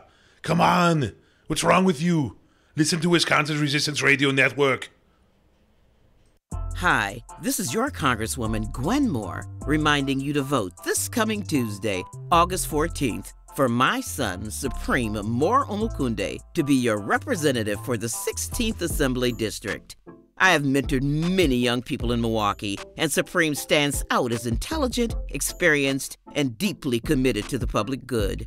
And it's not just his mother who supports him. The people have elected him 3 times to the county board, demonstrating their trust and respect for him. Also, Supreme More Omokunde has been endorsed by the American Federation of State, County, and Municipal Employees, the Service Employees International Union, Citizen Action, 2 teacher organizations, Clean Wisconsin, Fair Wisconsin, The Shepherd, and more. Please vote for Supreme on Tuesday. Supreme More Omokunde is for the people and will serve you with honor. Thank you. Authorized and paid for by Supreme for the People, Joyce Elwanger, Treasurer. Driving means freedom, exploration, fun, pride, flexibility, protection, friendship, escape, independence. Distracted driving means danger, recklessness, irresponsible, chaos, police, devastation, injury, tears, death. Safe driving means staying alert and staying alive.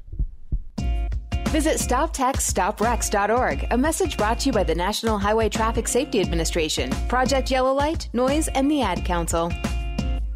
The Devil's Advocates. Tom Perez, chair of the Democratic National Committee. Scott Walker went on something of a Twitter storm, very Trumpian. What do you think this foretells for Scott Walker's future as the governor of the state of Wisconsin? Wisconsinites have woken up. He talked about we need an optimistic message. How can you make people feel optimistic when you take away their health care? How can you make people optimistic when you take away the right to bargain? How can you make people feel optimistic when you're gerrymandering the heck out of districts? Radio for the 99%. For Wisconsin's Resistance Radio Network, I'm Stu Daniels with your headlines. Milwaukee police officers shot and killed a 48-year-old man who pulled a gun after being pulled over on the south side yesterday. The suspect was wanted on outstanding arrests or outstanding warrants. It was a violent weekend in Milwaukee. 8 people were shot. 3 of them died. 2 of those wounded were a 4-year-old boy and a 14-year-old boy. And the Brewers had the day off yesterday. They can now go to Chicago today to start a big 2-game series with the Cubs. Mostly sunny today. We'll have temperatures in the mid-80s for Milwaukee, upper 80s for Madison. Mostly cloudy tonight, lows in the upper 60s. Mostly cloudy tomorrow, a 50% chance of rain, highs around 80 degrees. Thursday, mostly cloudy with a 40% chance of rain and highs in the upper 70s.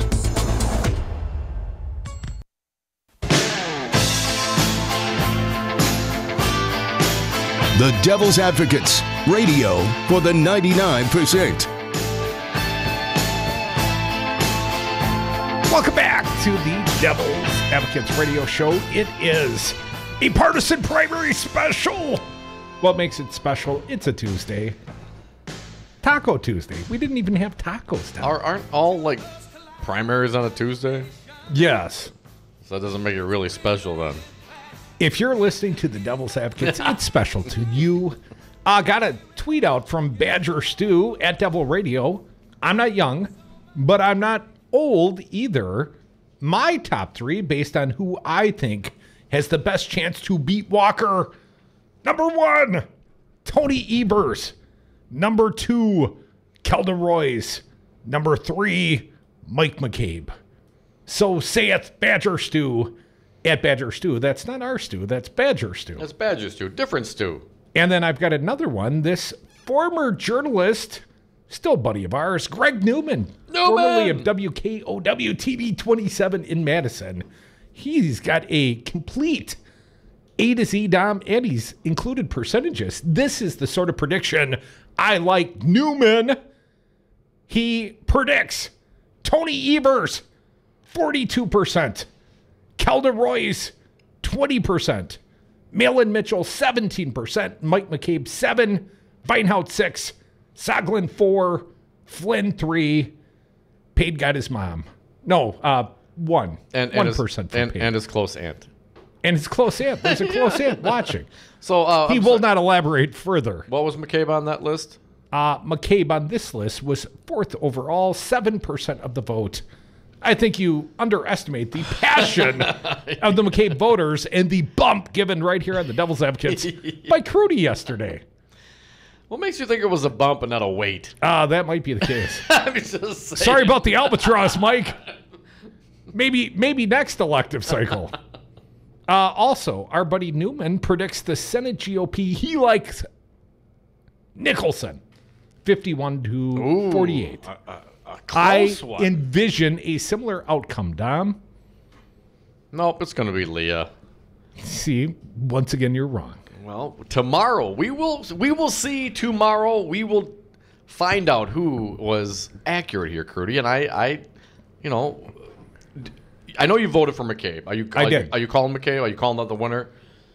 In my aspirational unicorns and rainbow world, I know, but in your betting world, and you're in Vegas, and Mom if I'm gave you being a some money pragmatic bettor with my own money, no, Yes. I wouldn't take McCabe. I'd probably bet on Tony Evers. Okay. I mean, you got to predicate your prediction on some sort of, you can predict with your heart, but you bet with your mind, right? Well, you hope. Unless you're chasing the trifecta. 844-967-2789. Win, place, or show. Doug from Cudahy. Are you sure it's not Lou? Hey, Doug. Welcome to the Devil's Advocates. What do you got today? Hey, Doug. Hi, Devils. Great to talk to you today. I want to put my chime in for Tony. Yes. And here was the reason. I had a wish list. I got the pot thing. I wanted that to happen. I want a lot of the progressive things that were happening, that Kelda Royce, Malin Mitchell. But it came down to this: who can beat Walker? And I had to throw my wish list away so we can start progressing in this state. That's pretty much all I got to say, boys. And let's move forward. Hey, Doug, be careful, because there's some guy from Lou from your neighborhood that's kind of giving the whole community of Cudahy a bad name. Get out of here! Really? Yeah. I don't know this feller, but I'll be happy to run into him at any of the shows we do. Hey, Doug, if I may ask, as some of the other callers, I've asked them as well. What about your sphere of influence? Your circle of friends. Are they involved? Are they out voting? And what are you hearing them talk about? Well, I on Facebook today, I seen some people that haven't voted in a while chime in and say they did vote. Oh, good. Showing their "I voted" stickers. So it's good to see them, getting involved. I guess things are happening. So hopefully the big turnout will turn in our favor, like most people have predicted. Hey, Doug, I hate to break your heart. Maybe 15 to 20% turnout today. It's not going to be big turnout. Oh, God, you're breaking my heart. You did it again, brother. Hey, Doug, any concern coalescing around the winner if it's not the person you voted for? Not a chance. I'm circling the wagons again. This was all about getting Scott Walker out of office and pushing Wisconsin into a progressive forum here. And how do you? I know really you. Need this. I'm sorry, Doug. I don't mean to keep interrupting here, but you mentioned the legalization of marijuana as one of your issues. Why do you think Tony's that guy, Doug? Well, at least he said he'd put it up for a referendum. I know the other candidates would have pushed for it, and I would have been all on board. But again, I have to throw my wish list away for the sake of the citizens of Wisconsin. We got to get this done. Okay, so if we move all we got to do here is move the chains, man. That's what I'm saying. Right. Okay. As the one thoughtful guy from Cudahy, Doug, I got to ask you, what sort of triangulation makes you think that Tony is the best candidate to beat Scott Walker? Well, I met him at I think it was Labor Fest last year. I signed his papers. And I was very happy with the Shepherd endorsing him. I see name recognition, and my turning thing was that he's been fighting Scott Walker for a while. He must know some of his weak spots by now, and I think that might just push him over the edge. So it's all about beating Scott Walker here, and that was why I made the decision. Because he's been fighting him long enough. Well, Doug, I readily agree. This election, and I don't mean the partisan primary, and thank you for your call, Doug. The one good soul in Cudahy, apparently. Where's Lou? Yes, beating Scott Walker is the point. And I am done trying to triangulate and figure out who's the best candidate to beat Scott Walker. And that's why I kind of set all that math and Crudy's smarter and wiser and somehow, because generally I'm not. And I just said, I'm going to vote for my aspirational choice, the cause I believe in, which is good governance, getting the money out of politics. And I'm not saying many of these other Democratic candidates, if they are the nominee, I'm sure they will also do their best. But only one guy has kind of made that the platform of his candidacy, and therefore I like Mike. Well, if or the cause more specifically that Mike stands for, good governance, money out. If you don't follow your heart in a primary, when are you going to? If you're a progressive or a Dem, or hell, if you're a Republican or a conservative, if you don't listen to your heart when it's calling your name. If you don't do it now, when are you going to? Because presumably, as I ask our new caller from Cudahy, do you coalesce? Is there any concern about coalescing, supporting whoever the eventual nominee is? And maybe not broadly, but specifically the panelists on this show, there might be some concerns. What are you talking about? I have no doubt, Crudy, you will fill in the dot for whoever the Dem is facing Scott Walker. That is without doubt. Okay, so that's really what it comes down to. If it's about move the change, it's about getting rid of the fascist governor that we have in the state of Wisconsin. Come on, Matt's going to say you take a step too far. The unjust governor of the state of Wisconsin. When you get unconstitutionally arrested under the orders of Governor Scott Walker for taking pictures of other people getting unconstitutionally arrested, I don't know. They didn't beat me in the street. But certainly, if I would have resisted, which I got beat around in the basement. You resisted a little bit. You didn't follow the exact orders. Cody. I didn't follow the fascist orders. But no, it's about I did not. It's about remember that, Cody. It still makes me mad thinking about it now. And all those, come on, 80-year-old women and vets getting arrested and dropped down marble stairs. What a terrible. That image is burned in my mind, and I was not physically harmed at all. But you did pull the Omarosa. You did turn on the tape in your pocket. Well, come on, man. I've been around long enough. You see him coming, you hit the record button. It's easy enough. And you've seen him coming a couple times in your life. You're implying I'm just saying. You're prepared at any given time to be arrested unjustly or otherwise. I wasn't always a super cool legal radio talk show host. Super cool, sure. When did you go legit? Totally legit. Come on, man. Totally legit. Too legit. So it is about getting rid of this governor, and I will cheerlead. As mentioned, I voted for Malin Mitchell in this primary, but I will gladly support any of the other Democratic candidates against Scott Walker this time around. So you're not going to turn Phil Anderson libertarian on us this cycle down? I like me some Phil, but no, there's a greater cause here in my mind, and that's getting rid of the situation that we have. It's been here way too long. This guy has absolutely divided the state, and I will do everything that I can to help the Dems get rid of that guy. What about the calculus, though? People apparently voting for whom they think is best able to beat Scott Walker. Do you believe in the political math, the strategery people are doing on a personal level? They're looking at it and saying, well, he's taller. He's better looking. That's all subjective. She's smarter. Once you get away from the policies and then it's about what, how well do they give the speech? Some people. But these are all subjective. Everyone's got their own bias. Who'd you most like to have a beer with? Right. They're too tall. They're too short. They're too fat. They're too this. They're too that. What do you point at me when you say too fat? That doesn't matter. The fact is, they're going to be contrasted with this most terrible, corrupt, pay-to-play governor, and regardless of who it is, the Democratic candidate facing that governor will be the greatest candidate that I will be most happy to vote for. Well, Dominic, your atheist ass can remind me tomorrow there is no Santa Claus or a tooth fairy or rainbows or unicorns to believe in. But for now, all my fine Democratic friends, listen to your heart. Vote aspirationally or strategically or just triangulate. Just go vote. Yes, please do. And then call us and tell us how it went. Win, place, or show. I'm going McCabe, Kelda, Malin. Win, place, or show. Tony, I'm sure he'll place a strong fourth.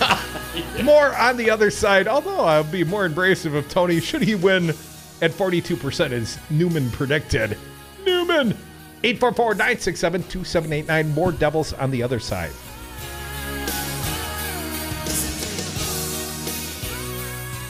I'm a phenomenon! Totally inspired us all.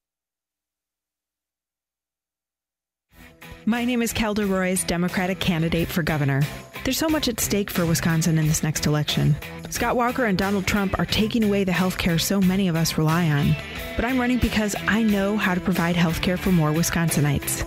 Wisconsin was a leader at one time in expanding access to health care, and we can lead again. When I was a state legislator, we delivered health care access to over 80,000 more Wisconsinites. We need to make sure everybody has health care and that everyone can buy into a great plan like Badger Care at an affordable cost. I know how expensive our prescription medication can be, and that's why I also fought to lower drug prices. It's why, as governor, I'll stand up to greedy pharmaceutical companies when they jack up prices. I'm Kelda Royce, Democrat for governor. I've got a record of standing up for our values, expanding healthcare coverage, and winning fights against bullies like Trump. I ask for your vote August 14th to lead our great state forward again. Paid for by Kelda for governor. Have you outgrown your house? Are you sick of apartment living? Not ready to buy but know you need to move? Hi folks, this is Tom Hartman for CCL Management in Middleton. You should consider moving up to one of the finer rental homes CCL Management represents. Unique houses and condos, always clean, most are pet friendly. Visit cclmanagement.com today to find your new home. CCL Management, Dane County's premier leasing and property management company. Call CCL Management at 833-0009. That's 833-0009 or visit cclmanagement.com today. I'm Andy Buck, Field Representative with Painters and Allied Trades of Wisconsin. It's an issue that brings constant challenges for building contractors. How to find qualified painters, glazers, and drywall finishers. IUPAT knows what you want. A professional job performed by skilled workers who care about safety, training, and finishing strong. Workers who are reliable and ready on demand. Let IUPAT provide the people power that you need. You'll feel confident the job is finished right. Connect at IUPATDC7.com and finish strong. Brad Zog, owner of Zero Res Madison, resisting dirty carpets and harsh chemicals. Brad, why should people use Zero Res Madison? Why wouldn't you clean your carpets like this? We're not using any soaps. We're not using any chemicals. We cost about the same as the other guys. You look at it and you go, where's the downside? You got a completely green clean. That's awesome. We guarantee it. There's no downside. There's no downside. Use Zero Res. Call Zero Res today. 608-848-9000. Zero Res. Spell it forward or backward. It's the right way to clean. The Packing House Restaurant, located at 900 East Layton Avenue, offers fine dining and casual supper club style. Family owned and operated for over 40 years, the Packing House features great steaks, prime rib, and the best fish fry around. Join us for live music on Wednesday through Saturday evenings. The Packing House Restaurant, open for lunch, Monday through Friday, and dinner nightly. Call us at 414-483-5054 or visit us online at packinghousemke.com. So, Jesse, why should someone buying a home pay for an agent when they can go online or call the number on a for sale sign? Great questions. First of all, never call the number on a sign to see a home. That's the seller's agent, and they don't represent your interests. If they show you a home outside of an open house, you forfeit your ability to have someone negotiate in your corner at no cost to you. Well, with interest rates still at historic lows, problems and negotiate on your behalf from offer through closing day. And most home listing contracts stipulate that the seller's agent pays for the buyer's commission. Solidarity Realty. They're real, they're solid, they're honest. Whether buying or selling in Madison or Dane County, call Solidarity Realty, 608-284-9311, or find them at solidarityrealty.com. The Devil's Advocates. Go out and vote. Did you vote? Are you going to vote? Convince someone to vote. How are you voting? Are you strategic? Are you voting with your heart? Give us a call. Let us know your thoughts. 844-967-2789. Dominic, I'm sorry. I've already moved on. Oh, we're moving on? I was going to move on. I wanted to tell a little story. I told this one off the air the other day. You and I had a little fun with the photographer, and we were telling a story about college. Yes. You know, that time I got in trouble. Yeah. The whole Coon Creek thing back in the early 90s. I vaguely remember the flames on 3rd Street. So I was encouraged to come down to the police department. And I said, well, you know, if I don't like the tone of the questions, I'm going to ask to bring my lawyer. Yeah, it's very, very wise of you. And the officer said, why don't you bring your lawyer today? Or something of that effect. So I call up the public defender's office, being a indigent, broke-ass college kid. And I got the very same lawyer who had represented through private counsel. His parents, my friend's parents, had hired the very same lawyer, but had done so not through the public defender's office at the apparently lower pay scale I was paying the man. So anyways, I go in and, I'm being interrogated. Now, just for clarity here, Curdy, this attorney who Roger LeGrand, his name, represented both you and your friend. Yes. You were charged for the same incident?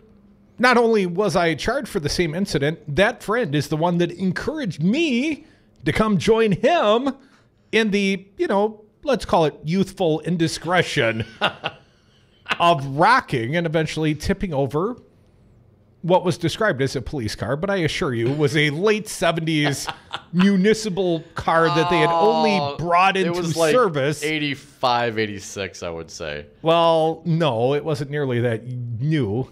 It was an old car, man. They bring an old car out of service and they drive lots of cops in riot gear up in these old squad cars they took out of retirement.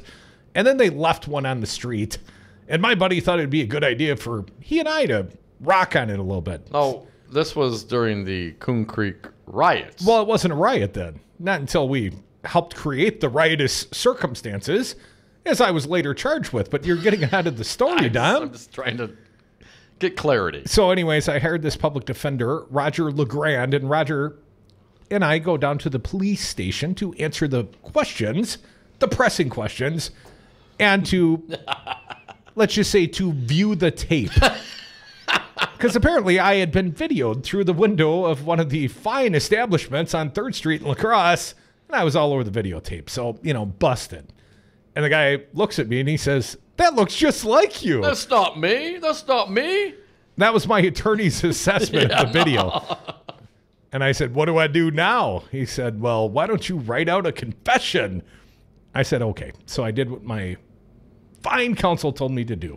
You confessed to the crime. I confessed to the crime. I wrote out a confession as advised to do. I was getting ready to plead. I wasn't there because I was not guilty.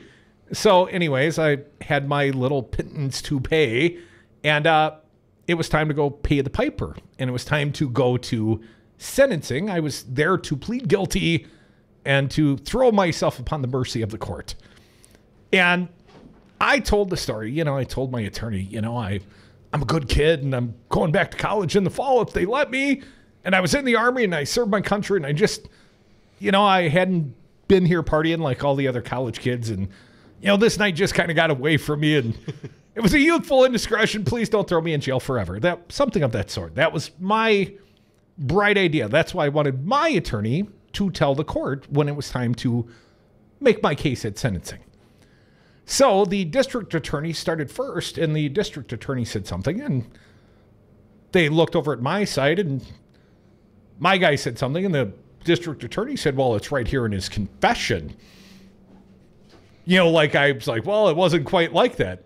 And she's like, it's right here in your confession. And he looks at me sort of with that chastising look, talking about my attorney. Who ordered you or suggested that suggested I write that confession. Now, to your understanding, did he actually read the confession before I'm not clear that he did. And in fact, I am strongly suspicious he had at least 3 martinis that day at lunch. My sentencing immediately after lunch, apparently. Do they drink martinis in La Crosse? I'm pretty clear that Roger might have that day. I could smell it on him. When you can smell booze on a guy's breath midday, you're in trouble, at least if he's your legal counsel. So anyways, it is time now for the defense to make its pleading. And Judge Montalban looks over at Roger LeGrand, my attorney, and Roger says, nothing, Your Honor. It's like Manafort. Well, that's the point I'm getting to. This is the whole long story.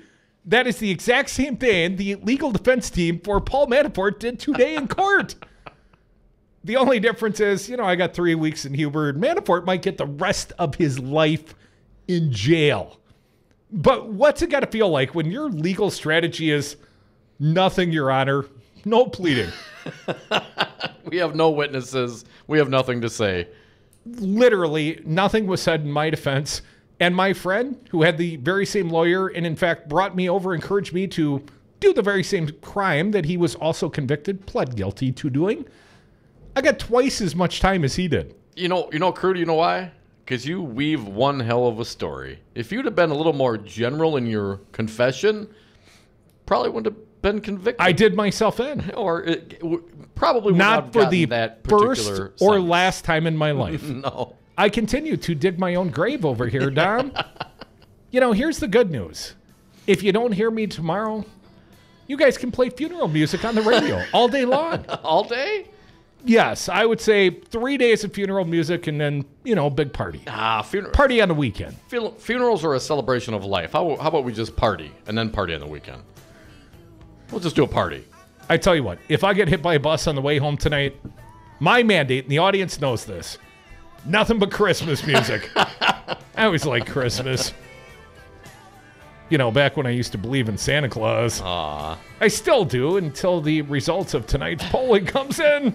And then, once again, I might be disappointed. Just like all the parents with their kids in the back seat right now going, earmuffs! Shut up, Crudy! You've done it again! Come back with us. More Devil's Advocates right here on Real Resistance Radio. That phone line always open and toll free. 844-967-2789.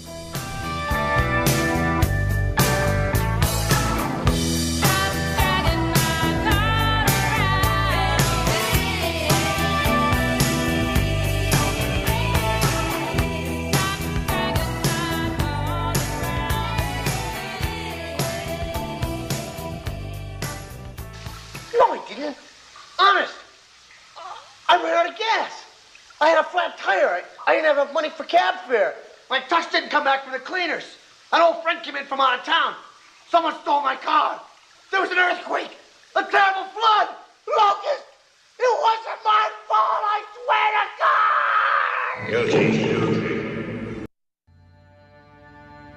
Guilty. Before I wore a hard hat, I wore an Army helmet, and I qualified as an expert shot. I respect an American's right to carry a weapon.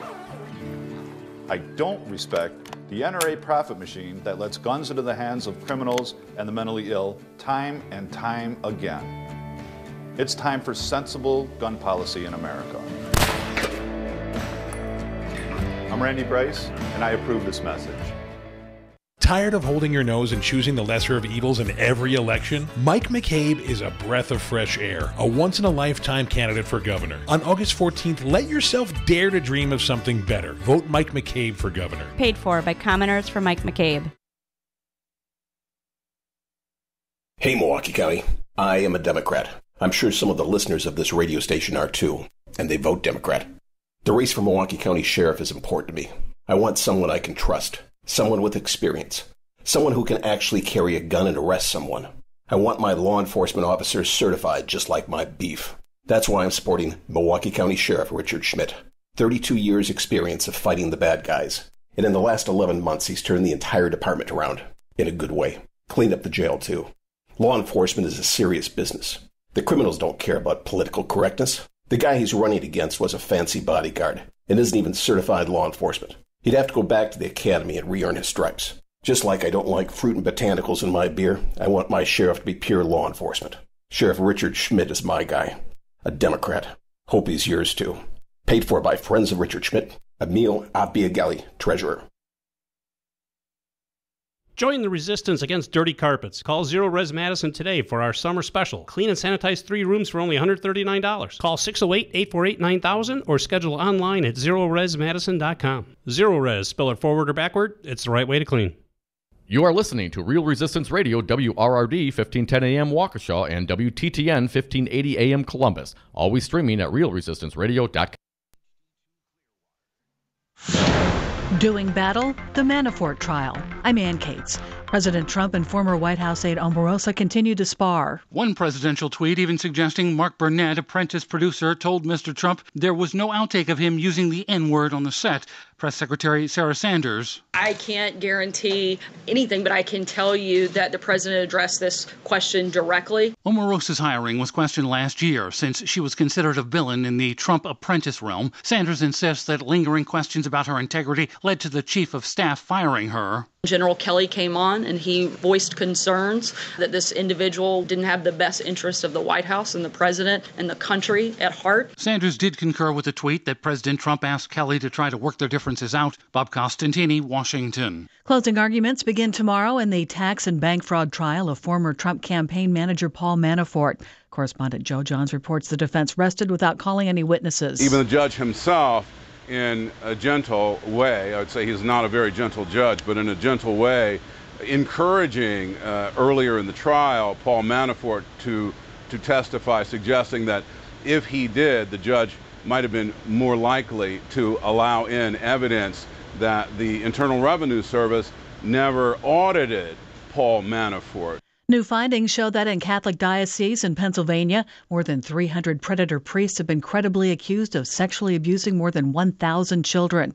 Correspondent Jean Casares. This report took 2 years. It was written by 23 Pennsylvania grand jurors who listened to dozens of witness testimonies and witnesses and studied documents about alleged child sex abuse in 6 dioceses, which involved 54 of Pennsylvania's 67 counties. On Wall Street, the Dow Jones Industrial Average rose 112 points. The S&P gained 18. The Nasdaq up 51. I'm Ann Cates. This is County Supervisor Supreme Moore Omokunde running to be your next representative for the 16th Assembly District. I'm asking you for your vote this Tuesday, August 14th in the Democratic primary. On day one, my goals will be to help end mass incarceration, foster economic development without displacement, raise the minimum wage to $15 an hour, expand health care, and legalize and decriminalize marijuana to fund our public schools and reduce our prison population. The most experienced candidate in the race, I'm the only previously elected official having served 3 terms on the Milwaukee County Board of Supervisors. Also, my mother, Congresswoman Gwen Moore, has instilled in me a legacy of commitment and service. My team and I have knocked on your door, called you at home, mailed to you, and now I ask you again to vote for Supreme Moore Omokunde this Tuesday, August 14th. I would be honored to serve you in Madison. Authorized and paid for by Supreme for the People, Joyce Elwanger, Treasurer. Rates may apply. Cleveland Browns fans have another reason to hope for a swift turnaround this NFL season. Last season's 16th game for the Browns ended the same way the prior 15 did. The Steelers have won it, and football infamy for the 2017 Cleveland Browns. As seen on CBS, that game put the Browns in rare territory, making them just the second team to go 0-16 in an NFL season. This season, if or when the Browns win a game, it'll mean free beer for fans. Bud Light has installed special locked refrigerators full of beer, cleverly named Victory Fridges, at 10 locations around Cleveland. A Browns regular season victory would automatically unlock the doors, providing free beer to whomever is nearby, 21 and older, of course. The Browns' last regular season win happened way back in December of 2016. I'm TJ Coutini. Nielsen reports the talking about teaching is creative, collaborative, and intellectually challenging. See why teachers have better work stories at teachdfw.org and learn more about becoming a teacher. Brought to you by Teach and the Ad Council. Looking for a job worth talking about? Teaching is creative, collaborative, and intellectual. Forum hosted by Sherwin Hughes exclusively on Real Resistance Radio. Call in live at 844-967-2789 and give your thoughts, feelings, and opinions on local and national topics. Monday through Friday from 8 a.m. until 11 a.m. at willnotberadio.com. In the lead when the first polls come out for November's general election. And Milwaukee police officers shot and killed a 48-year-old man who pulled a gun after being pulled over on the south side yesterday. The suspect was wanted on outstanding warrants. And outside today, mostly sunny with temperatures in the mid-80s for Milwaukee, upper 80s for Madison. Mostly cloudy tonight, lows in the upper 60s. Tomorrow, mostly cloudy with a 50% chance of rain and highs around 80. You're listening to Real Resistance Radio. The following program is a presentation of DC Communications, LLC. Warning, you are about to listen to the greatest radio show ever. And due to contractual obligations and to shield our airwaves' corporate licensees from any semblance of liability, responsibility, and gullibility, we must tell you the views represented on this show are not necessarily those of this station or its management. This radio show contains differing points of view on current political topics, and due to the nature of its contents, it should be heard by everyone. Thank you for listening. Now live from the heart of liberal Wisconsin, where the political party is just beginning, welcome to the Devil's Advocate Show. Best friends proving it's never personal, only politics. Please allow me to introduce myself. Now here are your hosts, Dom and Crute. Welcome back to the Devil's Advocates Radio Show. Dominic, we are sliding into the 5 o'clock partisan primary election day happy hour, and I am so happy to put this one in the rear view mirror, my friend. Polls are still open. If you have not exercised your constitutional duty, do it. Go out there and vote. Dominic, I told a meandering story, took a long river. The old Miss, the mighty Miss. When? I mean, you do that quite a bit. I'm talking about the very last segment. Oh, last segment, okay. Because you forget often. Yeah. I tell my sort of fun story about college and my interaction with the criminal justice system for the very first time. Really? That was your first interaction? First time I ever got arrested, sure. Not the last, but the first, and with greatest consequence. That kind of scared me straight for, most of the rest of my adult life. I'm much more discreet in my youthful indiscretions, right into my late 40s. Who here likes a good story about a bridge? Please continue. All to get to this headline. Manafort defense rests without calling witnesses. From the Hill, Lydia Wheeler reports, Crudy, this is interesting. Did Manafort also use Roger LeGrand for his defense? I'm Public not clear. Defender's Office? But given the attorneys that surround this, Trump and his crew. Roger might be a three-martini lunched semi-South defense attorney, might be a step up from the Manafort team. Perhaps. Attorneys for one-time Trump campaign chairman Paul Manafort rested their case Tuesday without calling any witnesses or presenting any further evidence to defend their client, who faces charges of tax evasion and bank fraud that could land him in prison for decades. Manafort briefly spoke in the courtroom without the jury present, saying he did not wish to testify in his own behalf. It is the first time Manafort has been heard in the trial, which is in its third week. The surprise decision by the defense came after federal prosecutors spent more than 2 weeks seeking to prove to the jury that Manafort hid money from the IRS and submitted false documents to obtain bank loans. Manafort's defense argued the main witness against him, his former aide Richard Gates, is an untrustworthy witness who stole money from Manafort and was involved in extramarital affairs. What's worse? The Gates, cheating or the stealing? Gates was indicted alongside Manafort, but pleaded guilty to lesser charges in exchange for testifying against his former boss. The trial marks the first courtroom test for special counsel Mueller, but has little to do with the Trump campaign. Manafort faces a total of 18 criminal counts, 5 of tax fraud, 4 of failing to report foreign bank and financial accounts, and 9 counts of bank fraud and bank fraud conspiracy. He could get 10 years in prison for the tax fraud charges alone, based on the level of the offense and his criminal history, federal prosecutors said in a February court filing. The trial will resume Wednesday morning with closing arguments. The move by the defense left many wondering if Manafort's attorneys think they have injected enough doubt into the case to secure a not guilty verdict, or if Manafort is planning to make a deal with prosecutors. I would say more likely he's holding out for a pardon from Donald Trump. It is a high-risk strategy, said Joshua Dressler, a law professor at Ohio State University. I think at this point the prosecution's goal or hope has to be that a combination of their cross-examination of Gates plus a powerful closing argument can create reasonable doubt in the mind of at least one juror to get a hung jury. Procedurally, a plea deal is possible up until the moment the jury has reached a verdict, but Dressler said prosecutors may not be willing to offer anything worth taking at this point. I think any attractive plea deal has got to be gone by now, he said, noting the time and money prosecutors have spent putting on their case.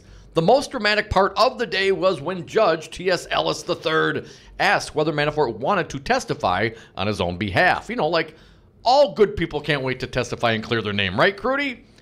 The jury was not present in the courtroom when Ellis addressed Manafort directly, asking him a series of questions about whether he had discussed his decision with his attorneys and was satisfied with their counsel. I have, Your Honor, Manafort said in response to the first question. I am, Your Honor, he replied to the second. Do you wish to testify? Ellis asked. No, sir, Manafort said, standing at the podium between federal prosecutors and his defense team. No, thank you. Prosecutors and Manafort attorneys spent time later in the day coming to an agreement on how the jury will be instructed. Two sides are going to offer their closing arguments on Wednesday. Ellis, and this is interesting as well, said he didn't want to break up the closing remarks offered by the prosecution and the defense, which will be the last opportunity for each side to make the case for Manafort's guilt or innocence. I heard he's trying to limit the 2-hour closing statements to 90 minutes each.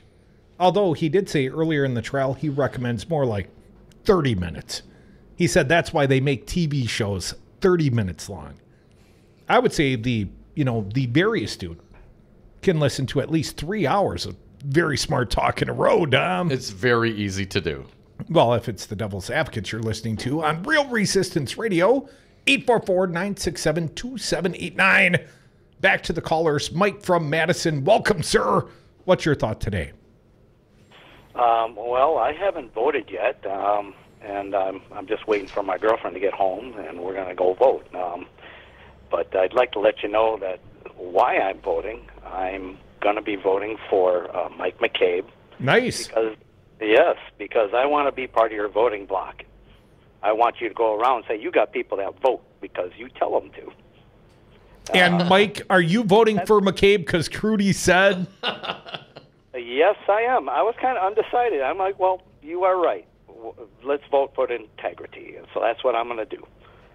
Well, then I have more power to influence you than either my wife or children, Mike. Or co-host. Yeah, you do. And I think you have that influence over a bunch of people, and I think you can use that. Mike, you mentioned you're waiting for your girlfriend. You're both going to vote. Has she decided how she's going to vote?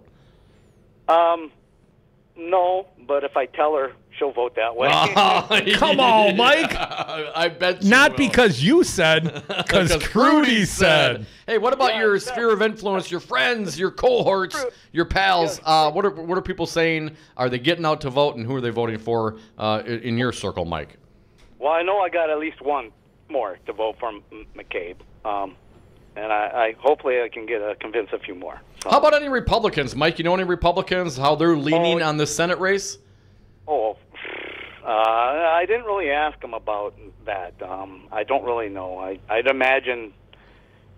I just don't know. I know quite a few. I work with quite a few, and but I don't know which exactly way they're going to.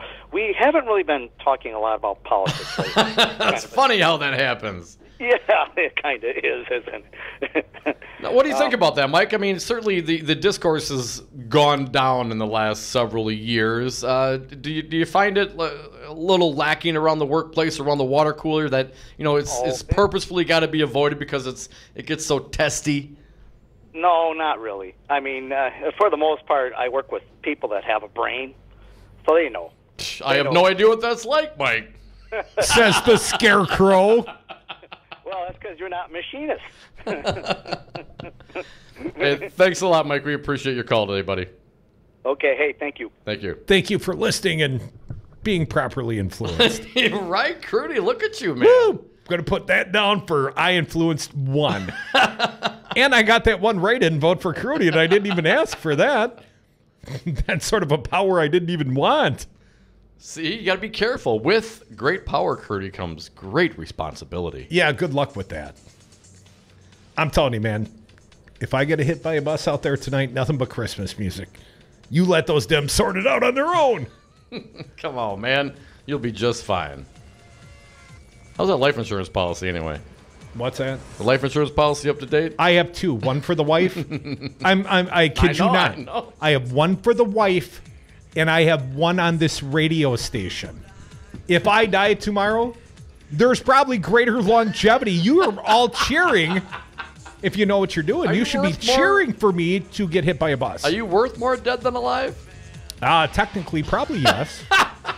With the payment of the life insurance, I would say yes. That would increase my value. You know, right now, I'm just a priceless pundit influencer of human emotion and voting tendencies. But dead, I'm a big fat paycheck to the family. Just don't give the wife any ideas. Oh no, those brakes have always been squeaky like that since I cut them last night.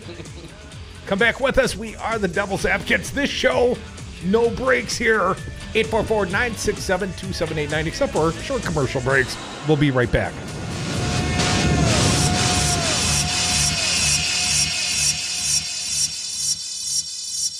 Didn't do it.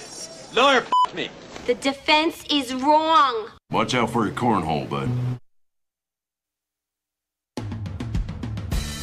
Hi, Resistance Radio listeners. This is Kim Schrader, the president of the Milwaukee Teachers Education Association. We are the 4,600 educators who make Milwaukee's public education system possible. MTA members are the guardians of public education because every single day we are fighting to strengthen and protect public schools our students deserve. MTA educators are leading the fight in Milwaukee public schools for smaller class sizes, more recess, physical education, art, and music opportunities for every child in MPS. MTA educators are the champions for healthier school meals, positive discipline practices, equitable schools, and schools that partner with parents. MTA members are the guardians of public education, and we are proud to teach all children, regardless of their zip code. To learn more, follow us on Facebook at the Milwaukee Teachers Education Association. Hi, I'm Crudy. I'm here with Bill Carroll, president of Teamsters Local 344.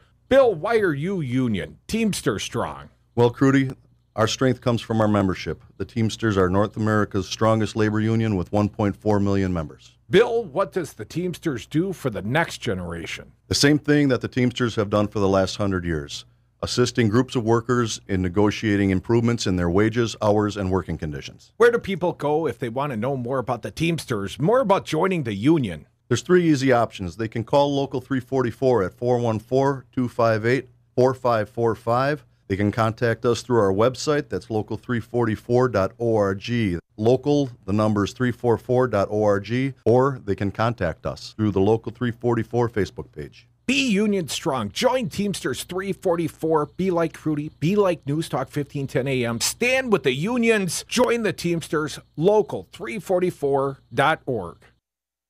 Here in the Badger State, we have our own expressions. When we're looking to go on vacation, we state, well, let's go up north. Hello, this is Tom Bennett, president of Teamsters Local 200. Here in the Badger State, we also have another expression, union yes. The strength of the labor movement depends on elected officials here in Wisconsin and Washington, D.C. that support the values of working families that raise the standards for all. Give us a call at Teamsters Local 200 at 414-771-6363 or visit our website at www.teamsterslocal200.com or on Facebook at Teamsters Local 200. Be engaged.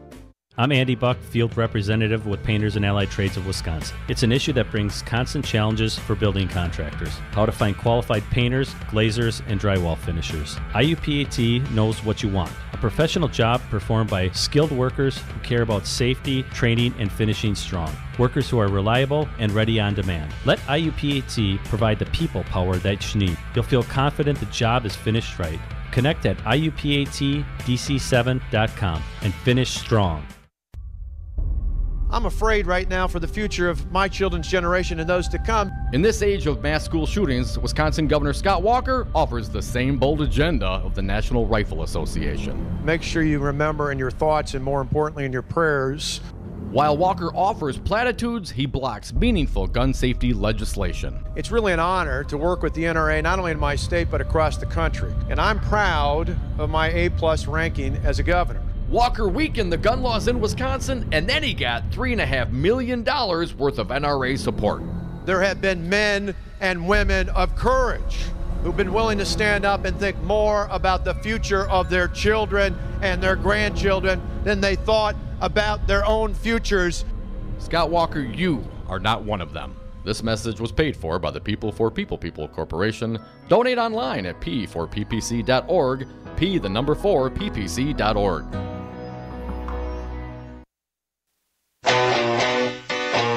Save the $2 on tomorrow's paper. Listen to the Devil's Advocates today. And we're back. Thank you for listening to the Devil's Advocates radio show on Real Resistance Radio, streaming live on the YouTube and Facebook pages, on Twitter at Devil Radio. Phone lines are always open for you, our fair audience. Toll free, talk or text. The party line is 844-967-2789. Dominic found an interesting headline at the Washington Post. Greg Sargent, as Trump keeps raging at Mueller, another poll shows his lies are failing. From the body of the piece, Dom, but what if public opinion about Trump and the Russia probe is a lot simpler than we think?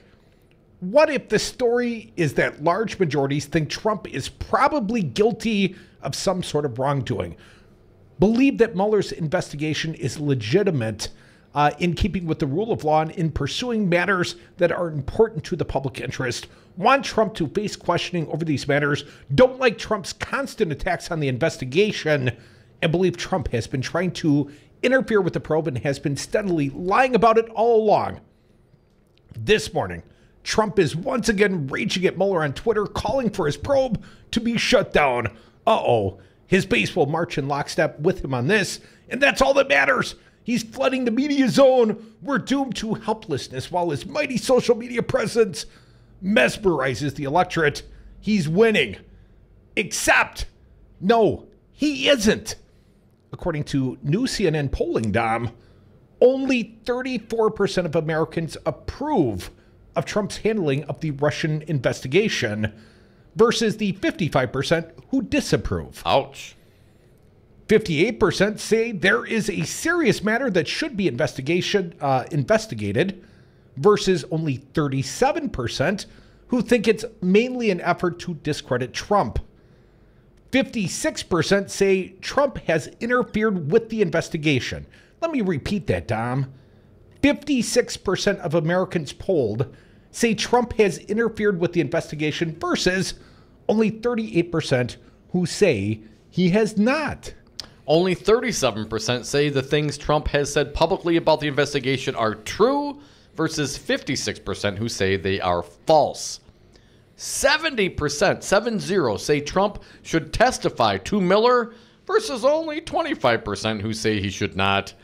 And 57% say Trump knew about contacts between his campaign operatives and Russians versus only 36% who say he did not. Dominic, Trump is losing every single public argument about the Mueller probe. His latest, in a tweet citing Judicial Watch, is that the firing of former FBI agent Peter Strzok, who authorized texts critical of Trump, shows that fundamental underpinnings of the investigation were corrupt. This is a lie. The Inspector General's report into this actually found that the FBI decision not to prosecute Hillary Clinton was untainted by bias or politics, completely laying waste to Trump's narrative. Regardless, this is only the latest in a long string of things that was supposed to give Trump fodder to disqualify the investigation, to use that deeply misleading and self-reinforcing journalistic cliche. But the fodder is failing, and so are all his lies. Only small minorities believe the probe is a witch hunt, think he hasn't interfered in it, believe he's telling the truth about these matters, and don't think he should testify. And those minorities are largely dominated by Republicans.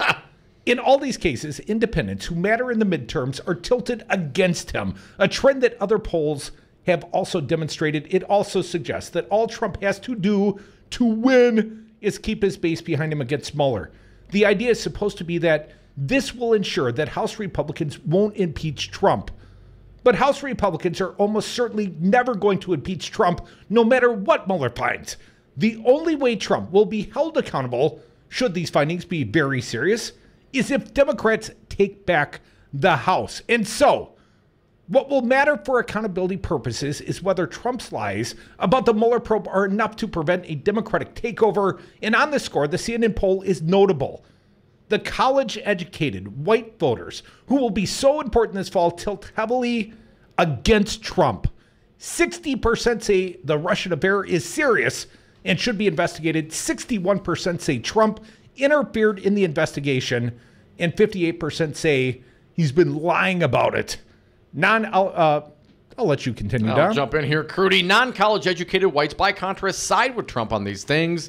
Indeed, it's worth asking whether the Mueller investigation constitutes another matter in what David French calls the Great White Culture War. It's plausible that college-educated whites see Trump's handling of the Mueller probe as part of his broader degradation of our democracy and institutions, and see this as very troubling in a manner that non-college educated whites, perhaps believing that our system has failed them, thus making them responsive to Trump in the first place, do not.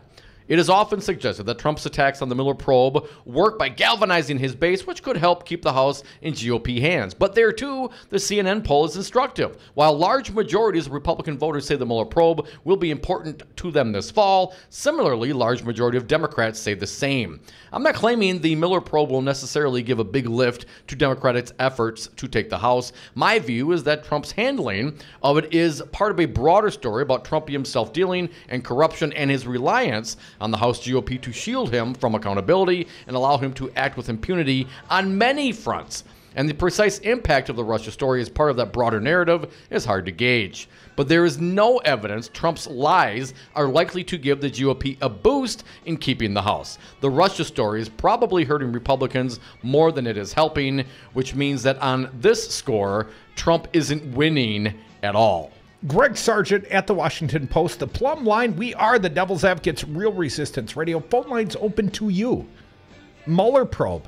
Let's not forget, Dom, Giuliani says it needs to resolve between now and the midterms. In fact, he created some false timeline, like 60 days before the midterms.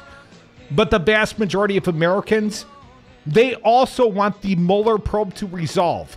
And I suspect if they're anything like me, they want to see the evidence of the malfeasance and the criminal conspiracy, perhaps with the foreign power. Some would call that traitorous, treasonous behavior by the bastard president. I just call it resistance. Come back with us. More Devil's Advocates, 844-967-2789. Phone lines open for you.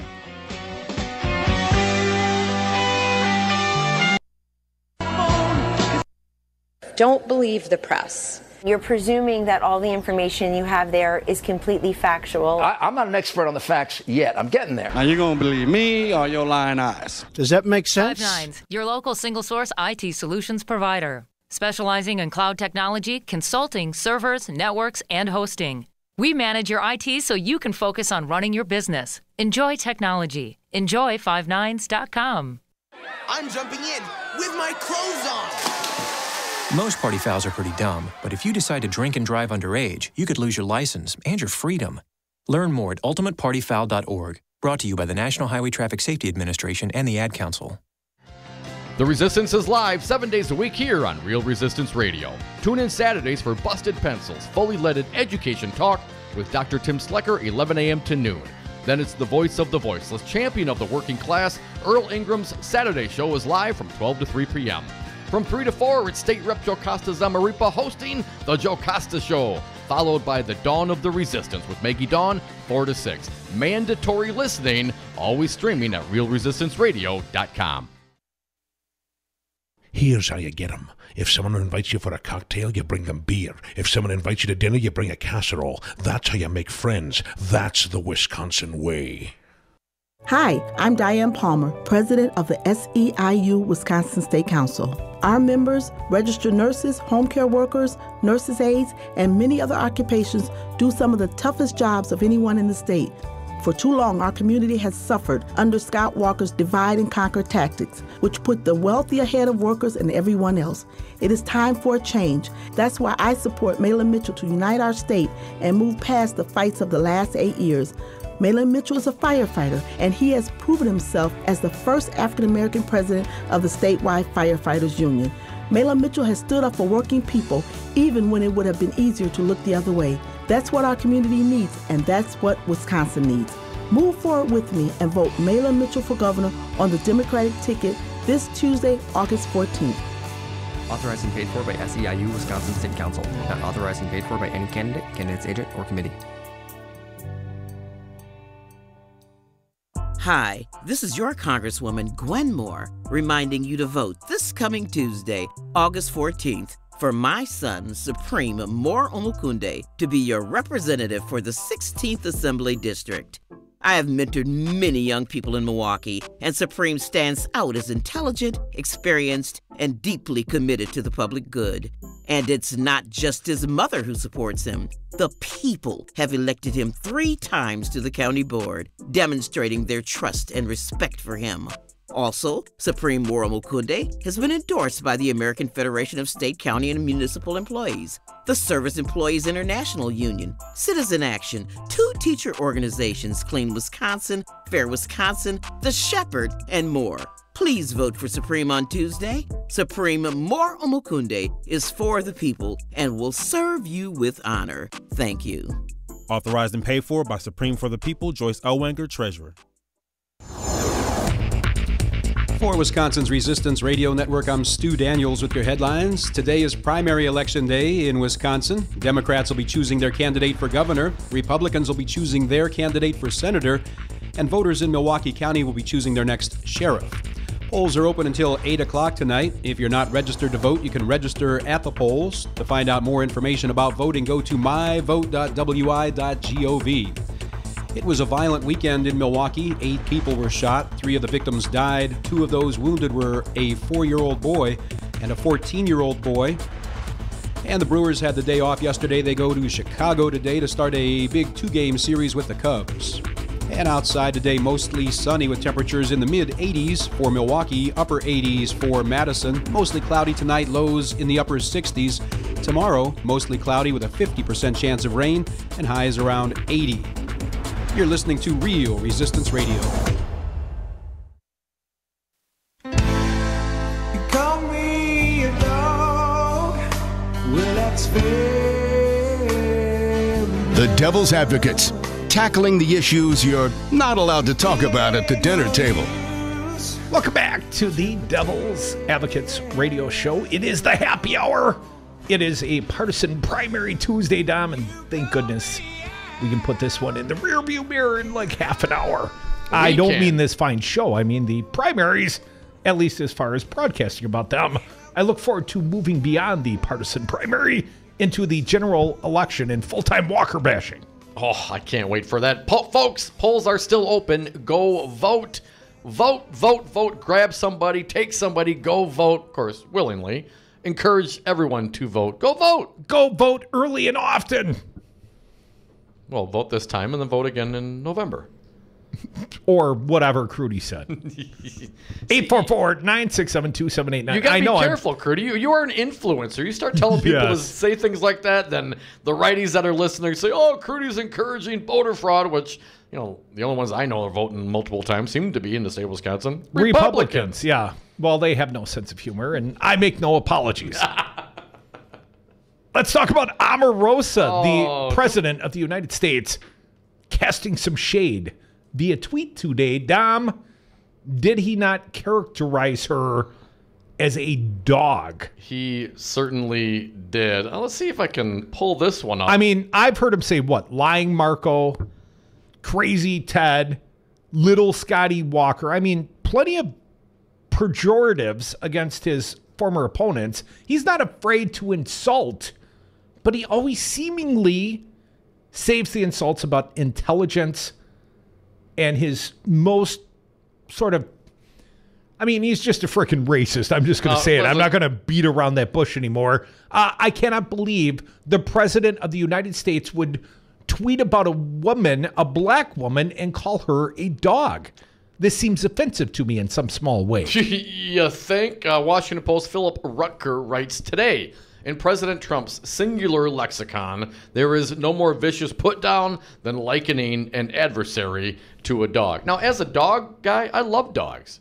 Dogs are wonderful animals, but of course, the president means to be insulting. Here's some quotes. Choked like a dog, fired like a dog, sweat like a dog.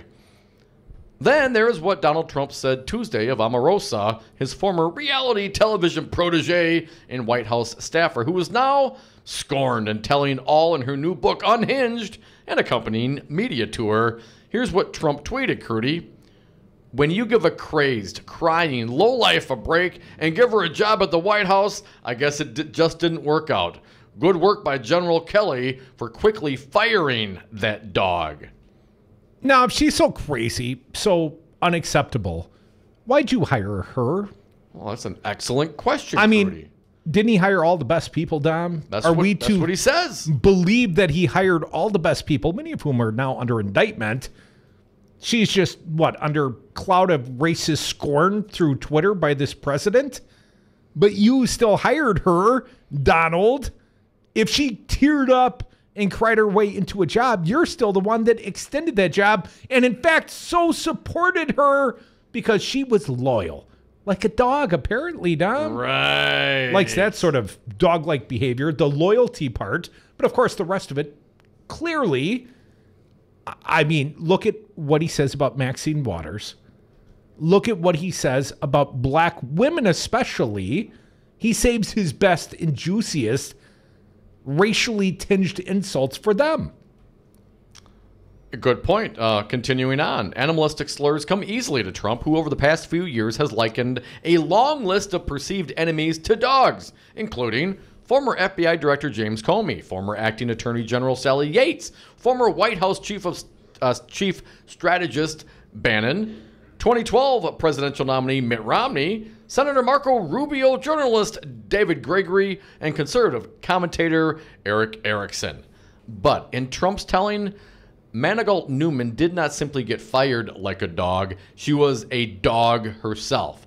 The president calling a woman a dog, not just any woman, but the highest-ranking African-American who has served in his White House staff, drew stern condemnations. Rep. Elijah Cummings said, Mr. President, it is beneath you, I frankly disagree, it is not, but Cummings writes, it is beneath you and the office of the presidency to call any woman a dog. It is degrading and demeaning. I pray that you will stop this vulgar behavior. Our country is better than this.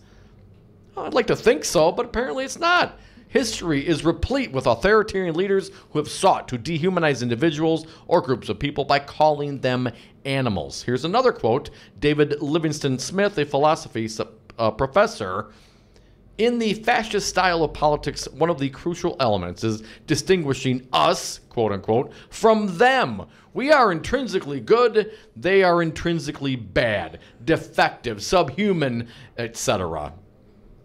Smith said leaders use dehumanizing rhetoric to elicit fear and solidarity against some perceived existential threat from quote unquote others. Yet while dogs are considered dirty in some cultures, such as the Middle East, they are popular in the United States as household pets and are considered loyal and adored. Yes, Smith suggested that a more apt slur in America would be calling someone a rat or a pig or a wolf. What do they say in Russia? Dogs is probably more derogatory in Russia, right?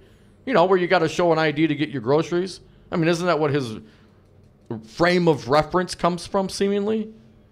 Don't drag me into this argument. I'm just staring out the window, wishing the primary was over. Omarosa on MSNBC with Katie Tur today. Now, she's really making the rounds on this book tour. You mean the Omarosa? Yes. Okay, I was just clarifying. She's now one named? The Omarosa? Well, do you think she really needs the Manigault Newman? No. Are there several Omarosas that come to mind? Omarosa. She's like Cher. Or Prince. Or Dom. Or Madonna. Or Dom. Let's get to some sound, then we'll get to some callers shortly. 844-967-2789. Now, a non-disclosure agreement. We know Donald Trump loves non-disclosure agreements. I'm not sure how don't we all, Dom? Appropriate they are in government, but let's hear it. Omarosa on MSNBC with Katie Tur today. Did you violate the NDA? Because, of course, Trump is out there fighting back. Let's hear cut one. I don't believe that I violated, but I'm going to leave that to the lawyers to sort that out. It's interesting that he's trying to silence me. So what is he trying to hide? What is he afraid of? If he hadn't said anything that was derogatory or demeaning to African Americans and women, why would he go to this extent to try to shut me down? Should he be afraid of more tapes that you have in your possession? I think he should be afraid of being exposed as the misogynist, the bigot, and the racist that he is.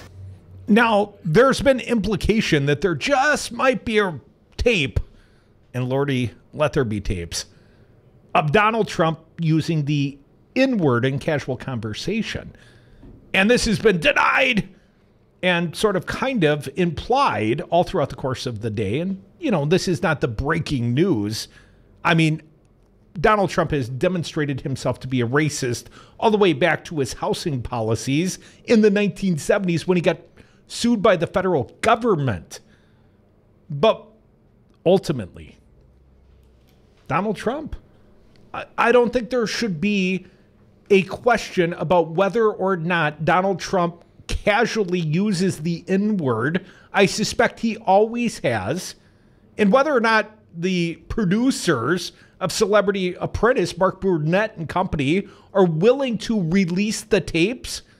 I mean, there's tapes of White House staffers discussing that there are tapes of Trump saying the N-word. There's tapes. And if there are not tapes, it does not mean he has not used that word. I bet it comes readily to his lips. Omarosa on MSNBC. Are there more tapes? That's the question. Fancy Brian, cut 2, please. Do you have more tapes of the president? I'm not going to comment on that. Are you going to release more tapes? I'm not going to comment on that. Let's talk about something you talked to Chris Matthews about last night, the Mueller investigation. Have you been interviewed by the special counsel? I have. You have it. And what sort of questions were they asking you? That's the extent I can go in discussing that as well. I feel like my hands are tied because, as you know, I do love to communicate about the things that are going on in my life, but unfortunately I can't elaborate. Have you sat for a grand jury? I'm not going to be able to comment about that. I don't want this whole thing to be about not being able to comment about that, but I'd be happy to talk about Unhinged, my book that's out today. Well, you did say to Chris Matthews that you have more tapes that Robert Mueller could be interested in. He might want to call you again. What sort of tapes would he be interested in? You know, if he calls me, I certainly will participate with anything that he needs. I'll provide him with what he needs, but that's the extent that I can talk about. But you said he's interested. That's dangling something. Can you give us a little bit more? That's information. I will just say this, that there's a lot of corruption that went on both in the campaign and in the White House, and I'm going to on all of it. I'm very interested in exposing what was happening behind the scenes. I believe there was lots of corruption in the campaign and the administration, Dom. That part I will trust Omarosa on. Katie Tour doing her best. Let's keep going. What about coordination? Not corruption. Cut 3.